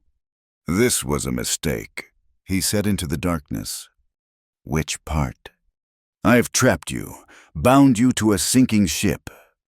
I bound myself, eyes open." "Why?" The question held genuine bewilderment. "You could have gone back to town, found work, found someone who could offer you more than debt and other men's children." "Those aren't other men's children," she said quietly. "They're Sam and Eli. They're the boys who steal cookies and track mud and fall asleep listening to stories. They stopped being other men's children the first time Eli took my hand." She felt him turn toward her in the dark. "And what am I?" The question hung between them. She could feel the warmth of him across the careful space they maintained. Could smell soap and smoke and something essentially him. "You're their father," she said finally. "That's enough for now." "Is it?" She didn't answer, couldn't answer, because the truth was too new, too fragile. The truth was that somewhere between mending his shirts and fighting beside him, she'd started wanting more than partnership. But wanting and having were different countries, with closed borders between. Caroline Hartwell arrived in Dry Willow like winter arriving on the plains sudden, cold, and impossible to ignore. She descended from the stagecoach in a traveling suit that probably cost more than the Cole Ranch made in a year, her lawyer at her elbow like a well-dressed vulture. Margaret watched from the general store window as the woman surveyed the town with barely concealed distaste, even from a distance. Caroline Hartwell radiated the kind of confidence that came from never having to wonder where your next meal would come from. "That's her," Jonah said quietly beside her. They'd come to town for supplies, but really they'd come to see the enemy arrive. Sarah's brother married up, way up. "She's beautiful," Margaret observed neutrally. Caroline had the kind of porcelain prettiness that belonged in parlors, not in territories where wind and sun aged you fast. Sarah was beautiful. Caroline is, he searched for words, decorative. It was the first time he'd compared his late wife to anyone without pain clouding his voice. Margaret filed that away to examine later. Pa Sam came running from the feed store. "There's a man asking about us in the saloon, fancy-dressed man with papers." "The lawyer," Jonah said grimly. "It's starting." They returned to the ranch to find Eli hiding in the barn with his wooden horse. Having sensed trouble the way animals sense storms, Margaret coaxed him out while Jonah and Sam secured what needed securing, as if battening down for a hurricane of legal troubles. Caroline arrived the next morning with her lawyer, Silas Brandt, and Sheriff McKinnon. The presence of the sheriff made it official this wasn't a social call. Margaret answered the door in her best dress, the ring of twisted wire on her finger catching the light. She'd wanted a proper ring, but there hadn't been time or money. Jonah had fashioned this one from fence wire the night before Caroline's arrival, his hands gentle as he'd slipped it on her finger. "Mrs. Cole," Sheriff McKinnon touched his hat. "These folks need to speak with Jonah. Official business." "Of course. Won't you come in?" She kept her voice steady, polite, every inch the respectable ranch wife. Caroline swept past her without acknowledgement, but Margaret caught the way her eyes catalogued everything, the patched curtains, the worn furniture, the smoke stains on the ceiling from the oil lamps. Jonah waited in the front room, Sam and Eli flanking him like small guardians. He'd put on his Sunday shirt, but there was no disguising the work-worn hands, the sun-damaged skin of a man who labored outside. "Caroline," he nodded stiffly. "It's been a long time." "Not by my choice." Her voice was cultured, cold. "I offered to come when Sarah died. You refused." "We were managing." "Were you?" She looked pointedly at the boys. Sam's shirt was patched at the elbow. Eli's shoes were clearly too small. "These children are my blood. Sarah's boys deserve better than this." "They deserve their father," Margaret said quietly. Caroline's gaze snapped to her, dismissive. "And you are?" Margaret Cole, Jonah's wife. His wife. Caroline's smile was sharp. "How convenient. When exactly did this marriage occur?" "Last week." The lawyer supplied, consulting his papers. 3 days before my client's arrival was announced. Rather suspicious timing." "Nothing suspicious about it," Jonah said. "Margaret's been here near 3 months. We married when we were ready." "Ready to deceive the courts, you mean?" Caroline moved closer to the boys. "Samuel, Eli, I'm your Aunt Caroline. Your mother wrote of me. Do you remember?" Sam pressed closer to his father, but Eli, always unpredictable, stepped forward. "You smell like Mama's letters," he said softly. "Like flowers." Caroline's expression softened fractionally. "Lavender, your mother loved it. I sent her sachets every Christmas." "We still have them," Eli volunteered. "In the trunk, but they don't smell anymore." "Everything fades here," Caroline said, and her voice held genuine sadness. "That's why I've come, to take you somewhere things last, where you can go to proper schools, have proper clothes, proper opportunities." "We don't want proper," Sam burst out. "We want home." "This isn't a home," It's a disaster waiting to happen. She turned to the lawyer. Mr. Morrison, please explain the situation. The lawyer cleared his throat. Producing documents. Mrs. Hartwell has petitioned for legal guardianship of the minor children Samuel and Elijah Cole. Grounds include financial instability, inadequate supervision, lack of educational opportunities, and recent dangerous events that put the children at risk. What dangerous events? Margaret demanded. A fire that destroyed most of the ranch's grazing land. Children forced to fight said fire. Young Samuel climbing onto a burning roof. He consulted his notes. There's also the matter of the eldest child placing fraudulent advertisements for a mail-order bride, suggesting severe lack of supervision. Additionally, Morrison continued, there's the matter of debt. Mr. Silas Brandt has provided testimony regarding imminent foreclosure on this property. Brandt stepped from behind Caroline, and Margaret understood. He'd been playing both sides, pressuring Jonah about the ranch while feeding information to Caroline. The bank has been patient, Brandt said smoothly. But facts are facts. This ranch is failing. These children deserve stability. What do you get out of it? Margaret asked bluntly. Brandt's smile was oily. I'm simply a concerned citizen looking out for the welfare of children and looking to buy ranch land cheap when the railroad comes through. Jonah added, don't pretend this is about the boys. Enough. Caroline's voice cut through. Sheriff McKinnon, we've come to collect the children. I have a court order from Judge Palmer in Santa Fe granting temporary custody pending a full hearing. She produced a document. Sheriff McKinnon read it. His face troubled. Jonah, this looks legal. I'm obligated. No. Jonah stepped in front of his boys. You're not taking them. Pa! Eli's voice was small, scared. It's all right, son. No one's taking you anywhere. Mr. Cole, the sheriff warned. Don't make this harder than it needs to be. The boys will be well cared for. You can fight this in court. From Philadelphia, Margaret interjected. How's he supposed to fight for his children from 2,000 miles away? That's not my concern. Caroline said, my concern is removing these children from squalor and danger. Squalor! Sam's voice cracked with indignation. We're not squalid. Tell her, Miss Margaret. But Margaret was watching Jonah, seeing something dangerous building in his eyes. He'd been pushed too far by debt, by drought, by fire. And now this. A man could only bend so much before he broke or fought. Sheriff, Jonah said quietly, these are my sons.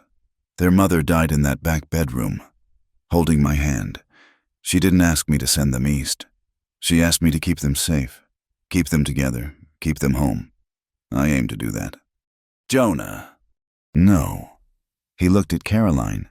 You want them because they're all that's left of Sarah. I understand that. But they're not keepsakes. They're not things to be collected and displayed in your fancy house. They're boys who need dirt under their nails and horses to ride and space to grow. They need education, Caroline countered. Culture, opportunity. They need their father. The words exploded from Jonah. They need to know where their mother is buried. They need to see the sunrise from the same window every morning. They need... Gunshot split the air. Everyone froze. Brandt stood with his pistol aimed skyward, smoke drifting from the barrel. Enough dramatics. Sheriff, do your duty. Take those boys. But he'd made a fatal error.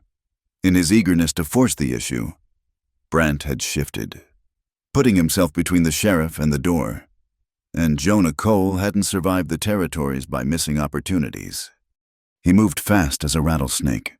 Grabbing Brandt's wrist and twisting, the gun fell, skittering across the floor, in the same motion.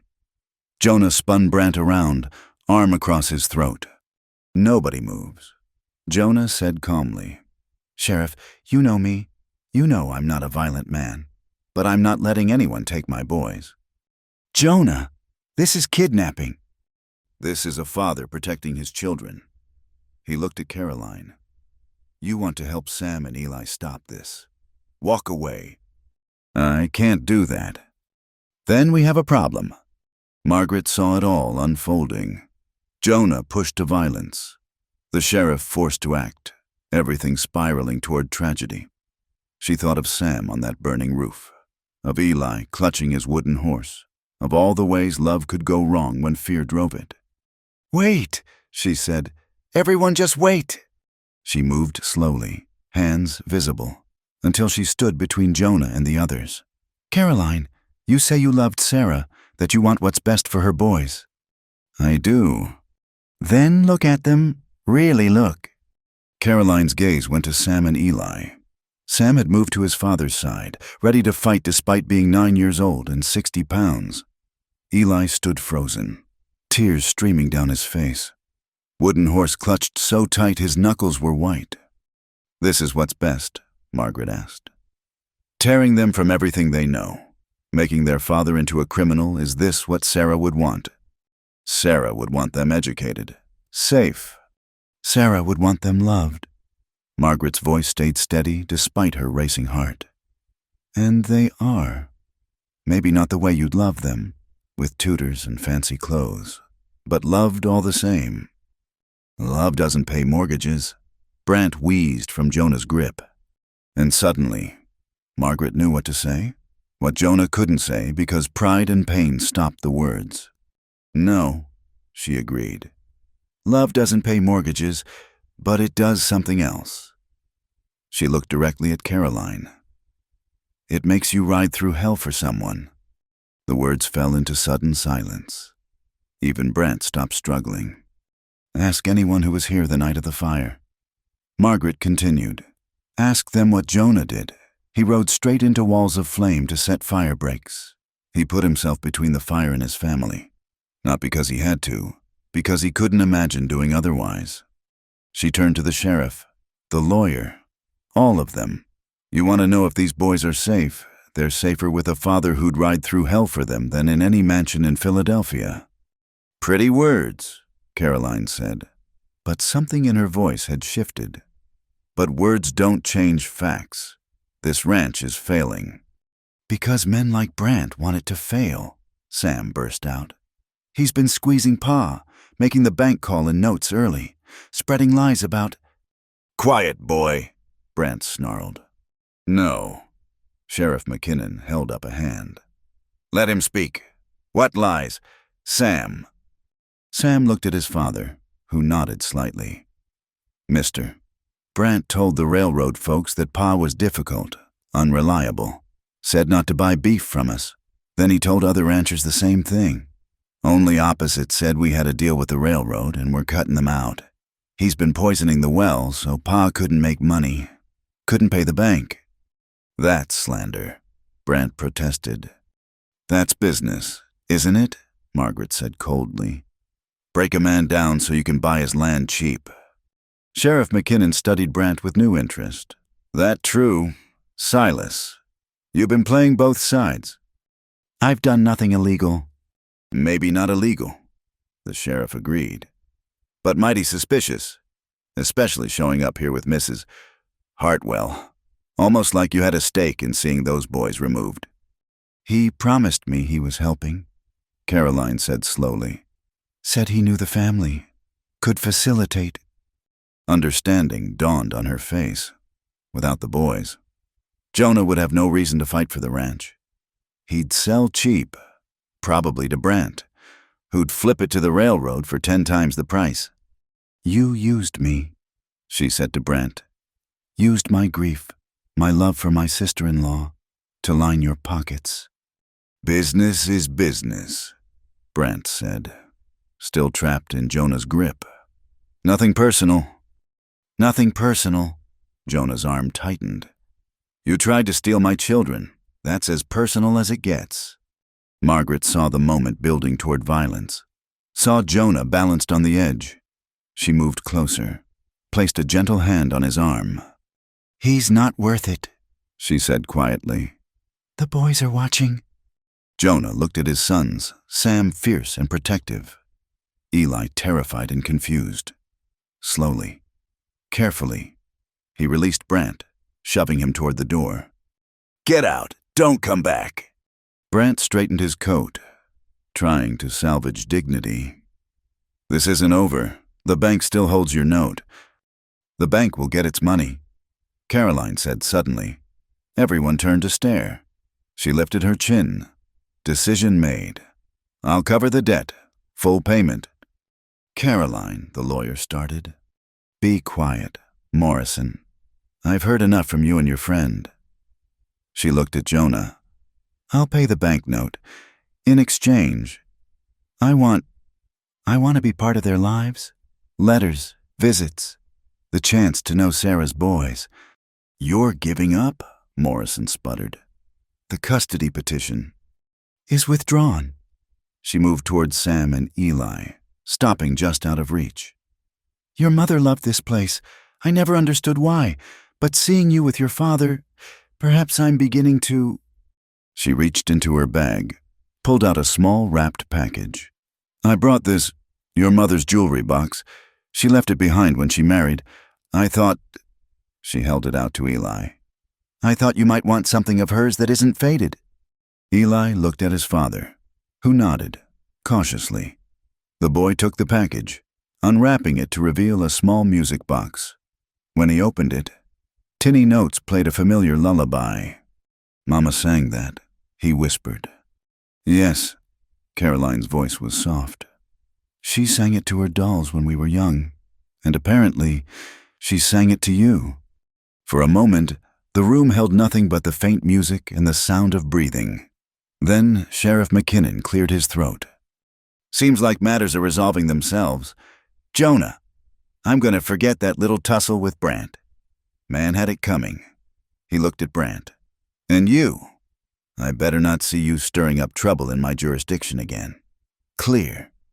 Brant nodded sullenly, then fled with what dignity remained. Morrison followed, muttering about breached contracts and wasted time. Caroline lingered. "I'll wire the bank tomorrow. Clear the debt entirely." She looked at Margaret. "You were right. Love does make you ride through hell. Sarah did it when she left everything she knew to come here. I couldn't see it before." "You loved her," Margaret said simply. "Love makes us foolish sometimes."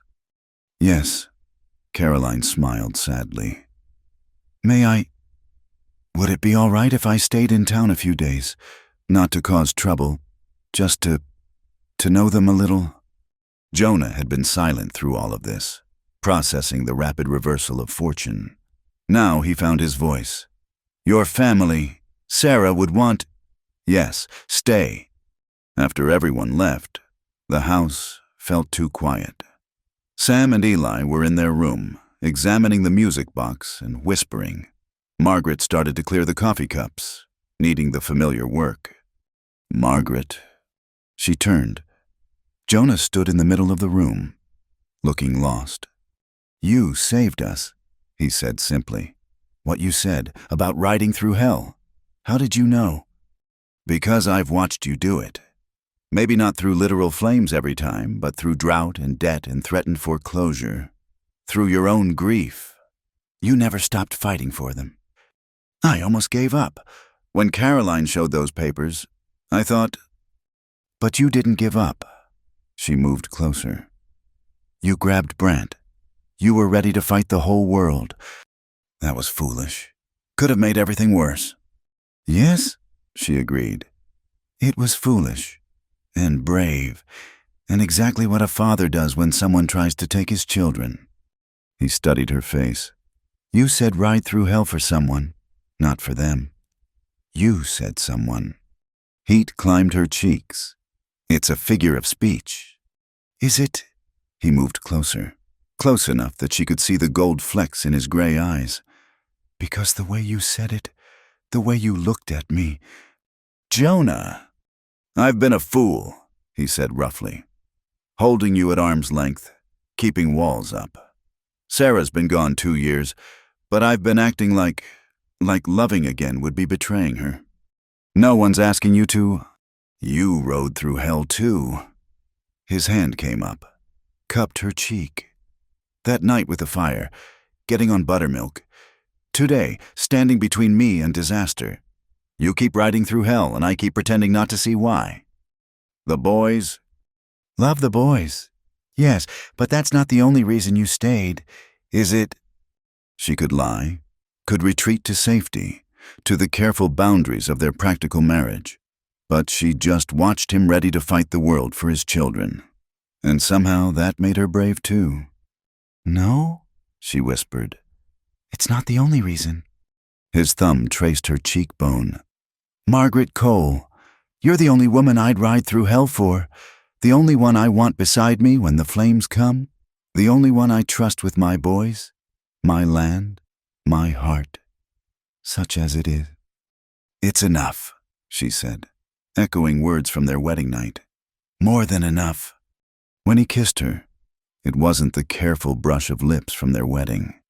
It was promise and passion and partnership all at once. It was coming home after a long, dusty journey. Sam's whoop from the doorway broke them apart. Finally, the boy crowed. Eli, you owe me a penny. I told you Pa would figure it out. Samuel James Cole. Jonah growled, but he was fighting a smile. What, we've been waiting forever for you to kiss her proper. Eli thought it would take till Christmas, but I had faith. Margaret buried her burning face against Jonah's shoulder, feeling his laughter rumble through his chest. Out, Jonah ordered. Both of you, go. Go check on the chickens. We checked them an hour ago, Eli protested. Check them again. The boys scampered off, giggling. Margaret lifted her head, met Jonah's eyes. Our sons are trouble, she said. Our sons, he repeated, wonder in his voice. Yes, they are. Outside, the wind kicked up dust devils in the yard. The landscape still showed fire scars. The ranch still faced challenges, but inside, the music box played its tinny lullaby. And two people who'd found each other in the wreckage held on tight. Sometimes the best loves weren't the ones that burned hot and fast. Sometimes they were the ones that built slowly, board by board, gesture by gesture, until you had something that could weather any storm. Even hell itself, if necessary. The courthouse in Santa Fe stood like a brick monument to civilization. 3 stories of authority in a landscape that mostly recognized only the authority of weather and luck. Margaret adjusted her best dress, the blue calico she'd sewn from the fabric in Jonah's wagon that first day, and tried not to let her nervousness show. Stop fussing, Jonah murmured. You look fine. Fine won't convince a judge we're fit parents. The truth will, he squeezed her hand. That we love them, that we'd do anything to keep them safe and happy.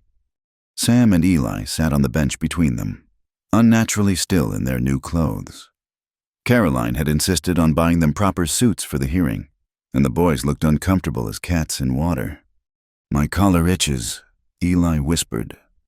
Mine too, Sam agreed. But Miss Margaret says sometimes we have to be uncomfortable to get what we want. When did I say that? Margaret asked. When you were teaching us to write proper letters. You said good penmanship was uncomfortable at first, but worth it in the end. Jonah chuckled. Boy remembers everything. Except his multiplication tables, Margaret added, which earned her an indignant look from Sam. The courtroom doors opened. Cole family Judge Matthias will see you now. Judge Ephraim Matthias looked like he'd been carved from the same rock as the courthouse solid, weathered, and unlikely to be moved by anything less than dynamite. His eyes, sharp behind wire spectacles, took in everything as they filed in. Caroline was already there with her lawyer Morrison, though she'd assured them she would support their custody. The law requires my presence, she'd explained, but I'll make my position clear. Mrs. Weatherby from the Territorial Education Board sat in the gallery, along with several other officials Margaret didn't recognize. Her stomach tightened. They'd prepared for this. But facing the machinery of law and bureaucracy was different from facing fire or drought. Be seated, Judge Matthias commanded. We're here to determine the best interests of the minor children Samuel and Elijah Cole, Mrs. Hartwell. As the petitioner who initiated these proceedings, we'll hear from you first. Caroline stood, elegant even in the dusty courtroom.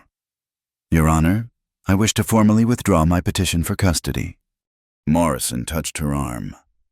Mrs. Hartwell. However, Caroline continued, ignoring her lawyer, I understand the court has concerns about the children's welfare that exist independent of my petition. I'm prepared to address those concerns. The judge studied her over his spectacles. Interesting. Proceed.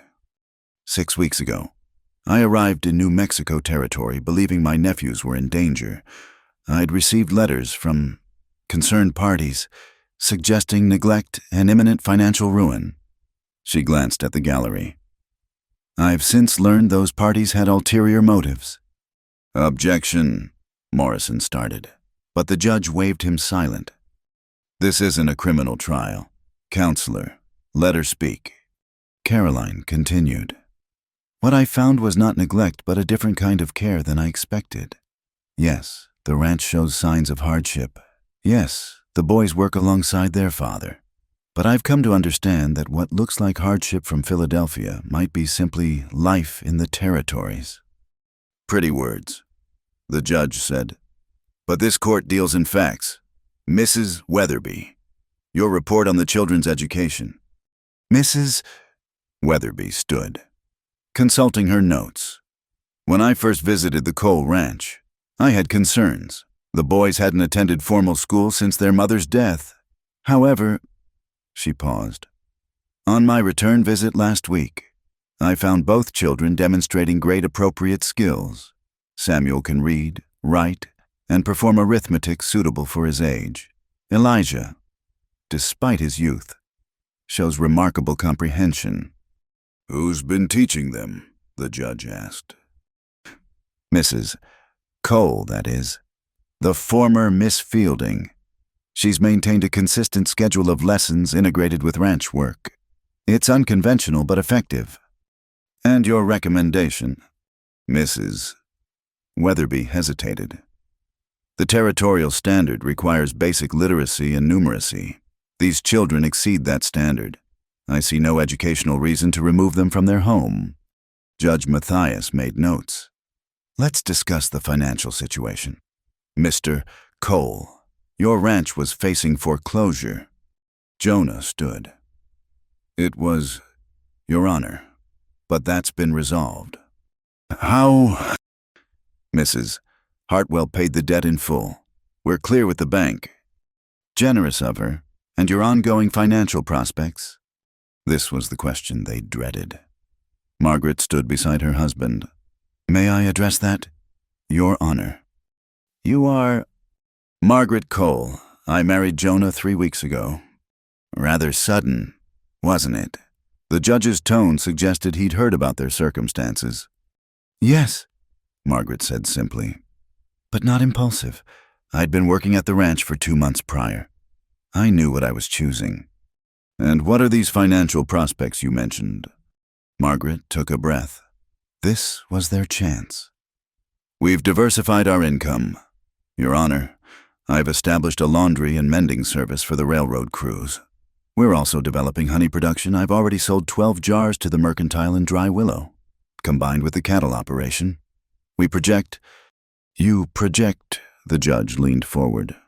Based on what? Margaret produced a ledger from her bag. Based on actual income from the past month. Your Honor, would you like to see the figures? Judge Matthias looked surprised but interested.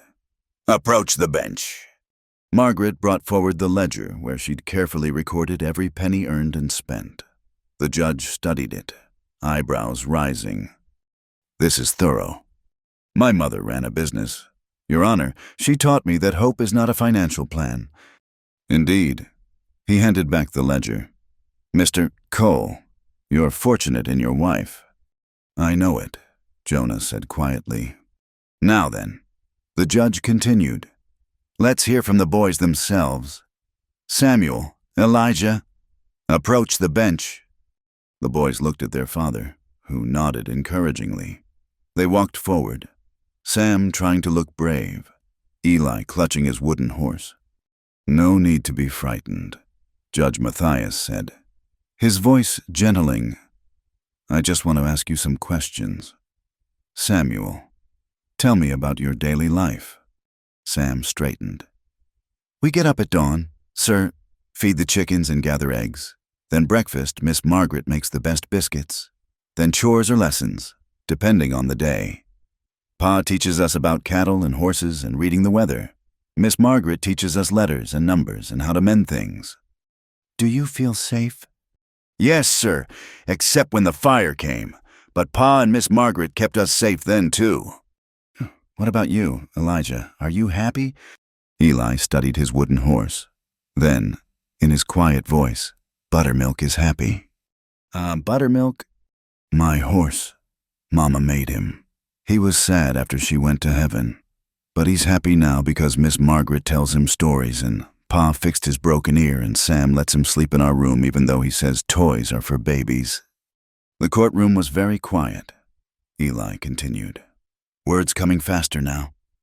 And we have honey now and books, and Aunt Caroline brought Mama's music box, but she said we could keep it here where it belongs, and last week a calf was born, and Pa let me name her Sunshine, because she's yellow like sunshine, and he stopped, suddenly aware everyone was staring. Am I in trouble?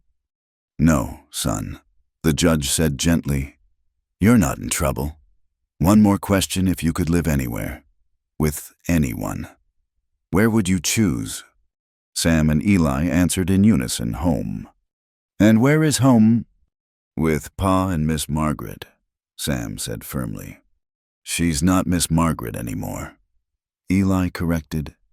She's Ma now. She said we could call her that if we wanted, and we wanted. Margaret felt tears prick her eyes. They'd had that conversation just last week, her tentatively offering, the boys solemnly considering before accepting. I see. Judge Matthias leaned back. You may return to your seats. As the boys walked back, Eli detoured to Margaret, pressing his wooden horse into her hands. Hold, Buttermilk, he whispered. He's scared of judges. She clutched the worn toy, feeling the weight of trust in her hands. Your Honor. A new voice spoke from the gallery. Might I address the court? Everyone turned. Tom Haskins stood in the back row, hat in hand. And you are? The judge asked. Tom Haskins. I own the ranch neighboring the Coles. I've known Jonah for 8 years. Knew Sarah, too. I was there the night of the fire. This isn't a trial. Mr. Haskins, character witnesses aren't required. Maybe not required, Tom said stubbornly. But folks should know what kind of man they're judging. Jonah Cole helped me bury my firstborn when the fever took him. Sat with my wife when I couldn't bear her tears. When my well went dry, he shared his water even though he barely had enough. Mr. Haskins. But Tom wasn't finished. And that woman there, Mrs. Cole, she rode a panicked horse through fire to save an animal that wasn't even hers, just because she knew it mattered to those boys. You want to know if those children are cared for? Look at how many of us came today. Margaret turned, surprised to see the gallery filling. She recognized faces from town, from neighboring ranches. Even Patrick Malone from the railroad crew stood in the back. We weren't asked to come, Tom continued. We came because those boys belong here, with folks who'd ride through hell for them. There was that phrase again. Margaret wondered if it would follow them forever. A declaration become legend. Judge Matthias rapped his gavel. Order. I appreciate the community support, but I'll make my decision based on law and facts, not popularity. He shuffled papers. However, I do have one more question. Mr. Morrison, you represent Mrs. Hartwell's interests. Do you have anything to add? Morrison stood reluctantly. My client has made her position clear. She supports the children remaining with their father. Then why are we here? The judge's voice sharpened. If the petitioner withdraws, the finances are stable, the education is adequate, and the community supports the family. What exactly is the court supposed to determine? Morrison fidgeted. There were concerns about the hasty marriage, questions about whether it was legitimate or merely an attempt to— Your Honor, Margaret interrupted, standing again. May I? The judge nodded. She walked to the bench, aware of every eye in the room. From her pocket, she withdrew a folded paper. This is a letter I wrote to my cousin in Missouri the day after I arrived at the Cole Ranch. I never sent it because I was ashamed of being rejected by younger women, ashamed of accepting work as a housekeeper when I'd hoped for more. She unfolded the letter, hands steady despite her racing heart. But I wrote about the boys, about Sam's clever tongue and Eli's gentle heart, about their father, trying so hard to be both parents while grief ate him hollow. I wrote that I'd found something I didn't expect, a place where being useful mattered more than being pretty, where work had purpose beyond mere survival. She looked at Jonah. I didn't marry this man for convenience or calculation. I married him because somewhere between mending shirts and fighting fires, I realized that home isn't about having your name on a deed. It's about choosing to stay when leaving would be easier. It's about riding through hell for someone. The judge finished quietly. Yes, I've heard that phrase several times today. He studied her for a long moment. Mrs. Cole, that letter, may I— That. She handed it over. The judge read silently, his expression unreadable. Finally, he set it down. In my 20 years on this bench, I've seen every kind of family arrangement: rich families that ignore their children, poor families that treasure them, traditional families that hide cruelty behind respectability, unconventional families that overflow with love. He looked at Sam and Eli. The question before this court is simple: where will these children thrive? He stood, and everyone rose with him. It is the judgment of this court that Samuel and Elijah Cole shall remain in the custody of their father, Jonah Cole, and his wife, Margaret Cole. Furthermore, this court sees no reason for continued oversight. The case is closed. The courtroom erupted. Sam whooped. Eli threw his arms around Margaret's neck. Jonah pulled them all close, his eyes suspiciously bright. However, Judge Matthias continued, quieting the celebration. I have a recommendation. Mrs. Hartwell, you've shown genuine care for these boys. Don't let distance destroy that. Visit, write, be the aunt they deserve. I will, Caroline promised. Thank you, Your Honor. As people filed out, congratulating and backslapping, the judge called Margaret back. That letter, he said quietly. The part about finding purpose, did you mean it? Every word, Your Honor. Good. He handed the letter back. Send it to your cousin. Let her know you found what you were looking for. Outside the courthouse, the November sun felt like blessing. The boys ran ahead to where the wagon waited, arguing about who would drive home. Caroline lingered on the steps. I owe you an apology, she told Margaret. I thought love had to look a certain way, proper, refined, protected from hardship. Sarah left that life for the territories. Margaret reminded her. She must have known love could look different. She did. I just couldn't see it.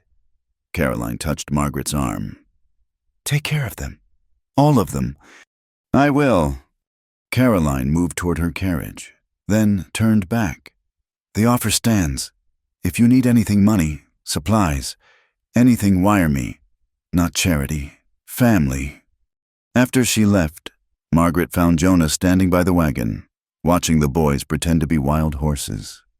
We did it, he said wonderingly. We actually did it. We did. He pulled her close. That letter you really wrote about us that first day. I wrote about a man too stubborn to accept help and boys too brave to admit they were scared. She smiled. I had no idea I was writing about my family. But you sent for that letter. You kept it. Hope is a funny thing, she said. Sometimes you don't know you're hoping until the hope comes true. He kissed her then, right there on the courthouse steps, in full view of half the town. Sam made exaggerated gagging noises while Eli covered his eyes, peeking through his fingers. "Can we go home now?" Sam called. "All this mushy stuff is making Buttermilk nervous." "The wooden horse is nervous," Jonah asked. "Very nervous. He's not used to Pa kissing Ma in public. He says it's undignified." "Does he now?" Jonah swept Eli up. "Wooden horse and all." "Well, tell Buttermilk he'd better get used to it.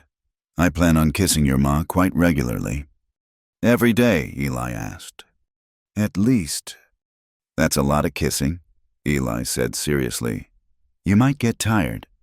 "Never," Jonah said, catching Margaret's eye. "Not in 100 years. As they loaded into the wagon, Margaret noticed the honey jars she'd brought to sell after the hearing. 12 jars representing weeks of work, building hives, coaxing bees, harvesting carefully. "We forgot to stop at the mercantile," she said. "Tomorrow," Jonah said. "Today we just go home." Home. The word settled over them like a blessing. They drove out of Santa Fe as the sun started its descent, painting the desert in shades of gold and rose. The boys sang trail songs, badly and loudly. Jonah held the reins with one hand, his other finding Margaret's. She thought about the woman who'd arrived in Dry Willow 4 months ago, desperate to be chosen. How could she have known that being chosen was only the beginning?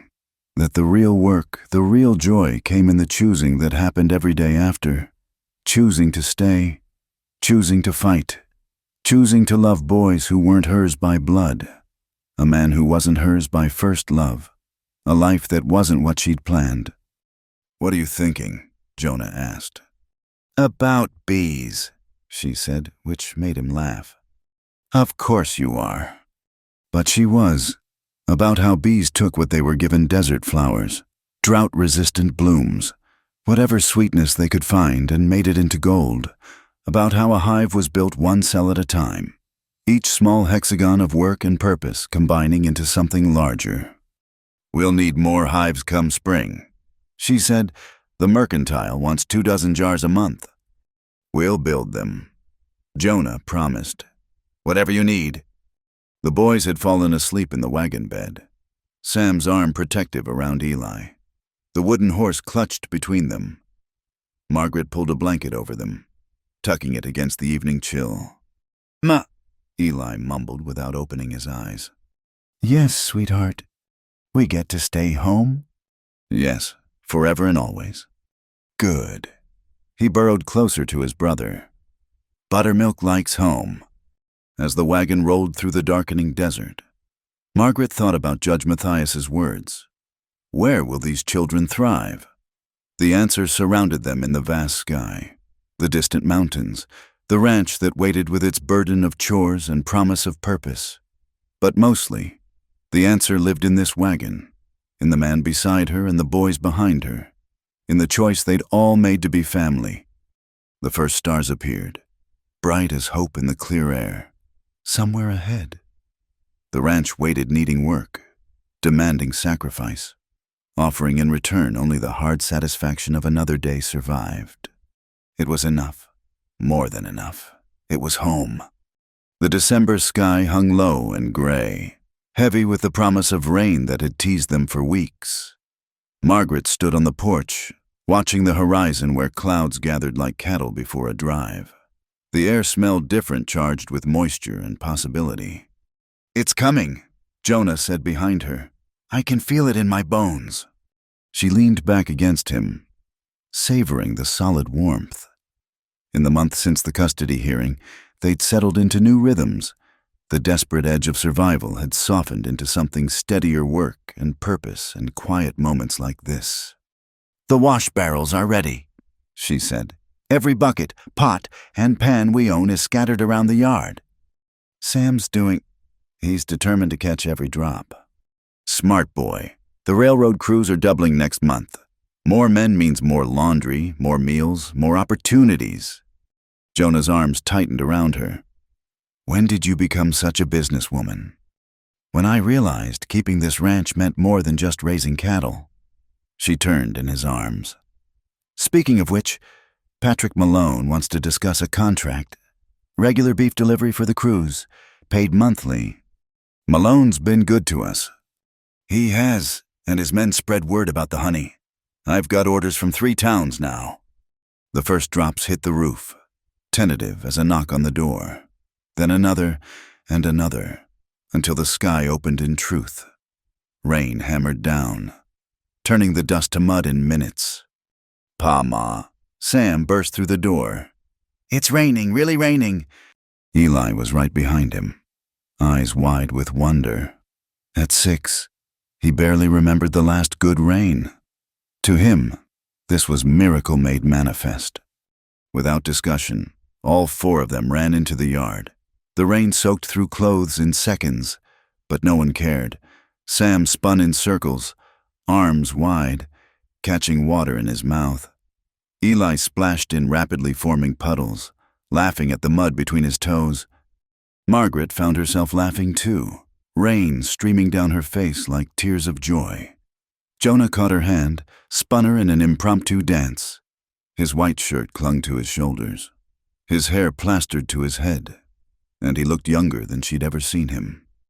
We're going to be all right, he said, having to raise his voice over the rain's roar. We're really going to be all right. She kissed him instead of answering, tasting rain and hope and the salt of happy tears. Later, dried and wrapped in blankets by the fire, they watched the rain continue its steady drumming. The boys had fallen asleep on the rug, exhausted from their celebration. Eli still clutched buttermilk, now slightly damp from their adventure. We should move them to bed, Margaret said softly. In a minute, Jonah stared into the fire. I keep thinking about Sarah, how she loved the rain. She'd stand at that same window and count the minutes between lightning and thunder. It was the first time he'd mentioned his late wife without pain tightening his voice. Margaret waited, knowing some words needed space to emerge. She would have liked you, he continued. Would have been grateful for how you've cared for the boys. They're easy to love. No, they're not. He smiled slightly. They're stubborn and wild and too smart for their own good, but you love them anyway. Like someone else I know. Am I stubborn? As a Missouri mule. Wild. When you need to be. Too smart. The jury's still out on that one. He laughed, pulling her closer. What did I do to deserve you? You placed an advertisement, she said dryly. Or rather, your sons did. Best forgery they ever committed. The rain continued through the night and into the next day. The creek that had been dry since summer began to run, tentative at first, then with growing confidence. The land drank deep, storing up life for the growing season ahead. 3 days later, with the ground still soft from rain, an unexpected visitor arrived. Margaret was hanging laundry, the irony of which wasn't lost on her, finally having water only to have too much for quick drying when she spotted the approaching buggy. Jonah, she called. Company! He emerged from the barn where he'd been repairing harnesses. The boys appeared from various corners, drawn by curiosity. The buggy pulled up, and Caroline Hartwell stepped down. But this wasn't the severe woman who'd arrived with lawyers and demands. This Caroline wore a practical traveling dress and carried a basket that smelled of fresh bread. I hope I'm not intruding, she said. I was passing through and thought. She paused, suddenly uncertain. I brought provisions, Eastern delicacies the boys might enjoy. You're always welcome, Margaret said, meaning it. Boys, help your aunt with her things. Over coffee and Caroline's imported tea cakes, the visit unfolded with surprising ease. Caroline had brought books for the boys' adventure stories for Sam, a picture book about horses for Eli. She'd also brought something unexpected. I've been thinking, she said, producing a leather portfolio. About what you said at the hearing. Margaret, about diversifying income. She opened the portfolio to reveal sketches. These are dress designs from Paris. The latest fashions. I thought perhaps, well, the railroad is bringing more families west. Army wives, merchants' daughters. They'll want clothing that reminds them of home. Margaret studied the sketches. You're suggesting I add dressmaking to our enterprises. I'm suggesting a partnership. I provide patterns and initial fabric investment. You provide skill and labor. We split profits. Why? Jonah asked bluntly. Why help us? Caroline was quiet for a moment. Because I spent 2 years hating this place for taking my sister-in-law.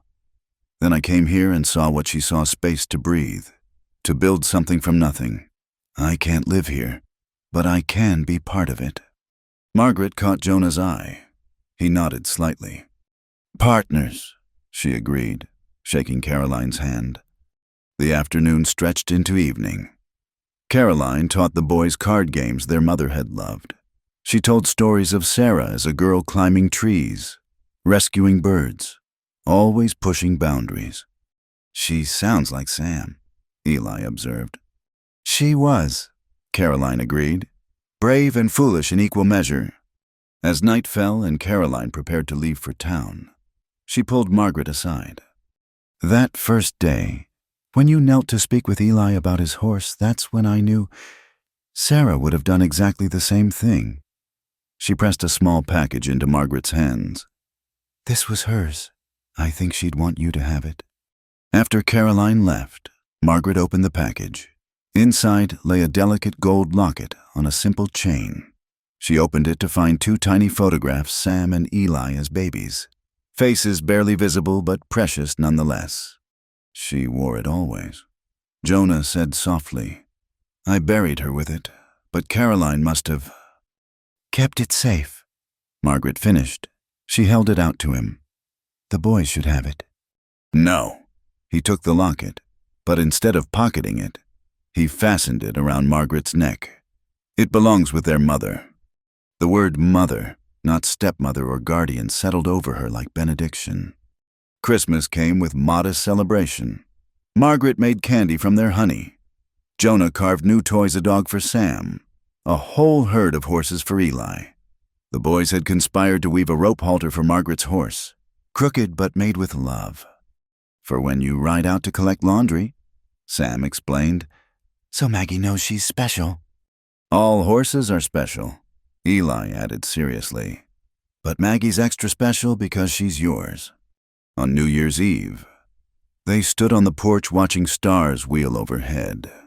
The boys had fought sleep but finally succumbed, worn out from helping Jonah repair fence lines and Margaret harvest honey from the expanded hives.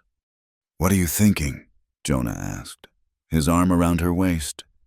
About the woman who answered that advertisement. How frightened she was. How certain she'd made a terrible mistake. Had she? No, she'd made the best decision of her life. She just didn't know it yet. He kissed her temple. I wrote a letter today, to the newspaper. Oh. Thanking them for running our advertisement, explaining how it led to finding the perfect wife and mother. Thought others should know such miracles are possible. You didn't. I did. Even mentioned the railroad contracts and honey business. Figured free advertising couldn't hurt. She laughed, the sound bright in the cold air. Ever the practical rancher. I've learned from the best. The wind picked up, carrying the scent of sage and distant rain. The ranch spread before them, buildings weathered but solid, land scarred but healing. In the barn, horses shifted and sighed. In the hives, bees clustered for warmth, waiting for spring flowers. No regrets, Jonah asked quietly. Margaret thought of her old life, the failing shop, the furnished room, the sense of fading into invisibility. Then she thought of now Sam's fierce protectiveness, Eli's quiet trust, Jonah's steady presence, the good work of her hands building something that mattered. Not one, she said. This is exactly where I belong. The new year turned while they stood there, marking time's passage with a kiss that tasted of honey and hope and home. In the spring that followed, the ranch transformed. Green spread across the fire-scarred land like nature's forgiveness. The railroad crews expanded as predicted, bringing steady income. Margaret's dressmaking service, launched with Caroline's designs, attracted army wives and merchant daughters eager for fashion in the frontier.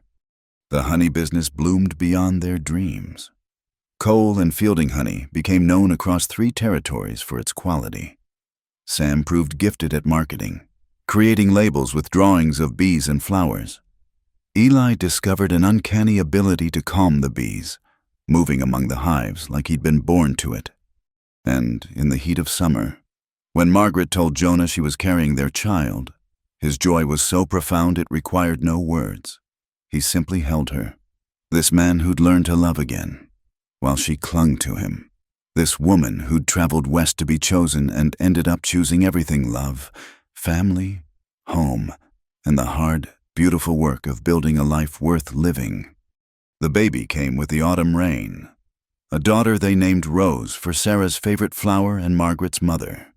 She had Jonah's gray eyes and Margaret's determined chin, and her brothers loved her with the fierce protectiveness of boys who knew how precious families were. "She's awful small," Sam observed, watching Rose sleep in her cradle. "You were smaller," Jonah told him, "like a plucked chicken." Was to ask anyone. "She's perfect," Eli declared, offering buttermilk to stand guard. "And when she's bigger, I'll teach her about horses." "And I'll teach her arithmetic," Sam added, "and how to negotiate contracts." "She's 5 hours old." Margaret laughed. "Perhaps let her learn to hold her head up first." But she loved their plans, their easy assumption that they'd all be together to see them through.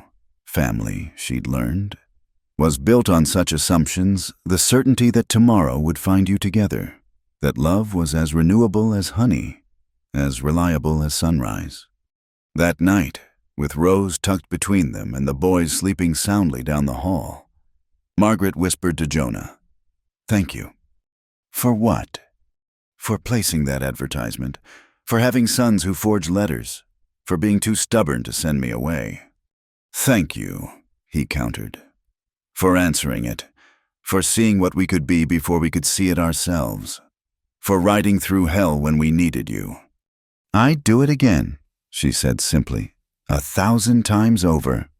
And she would, for this man, these children, this life built from dust and determination. She'd ride through hell itself, knowing that on the other side waited everything that mattered: home, family, and the quiet satisfaction of love that grew slowly, steadily, season by season, strong as desert honey and twice as sweet.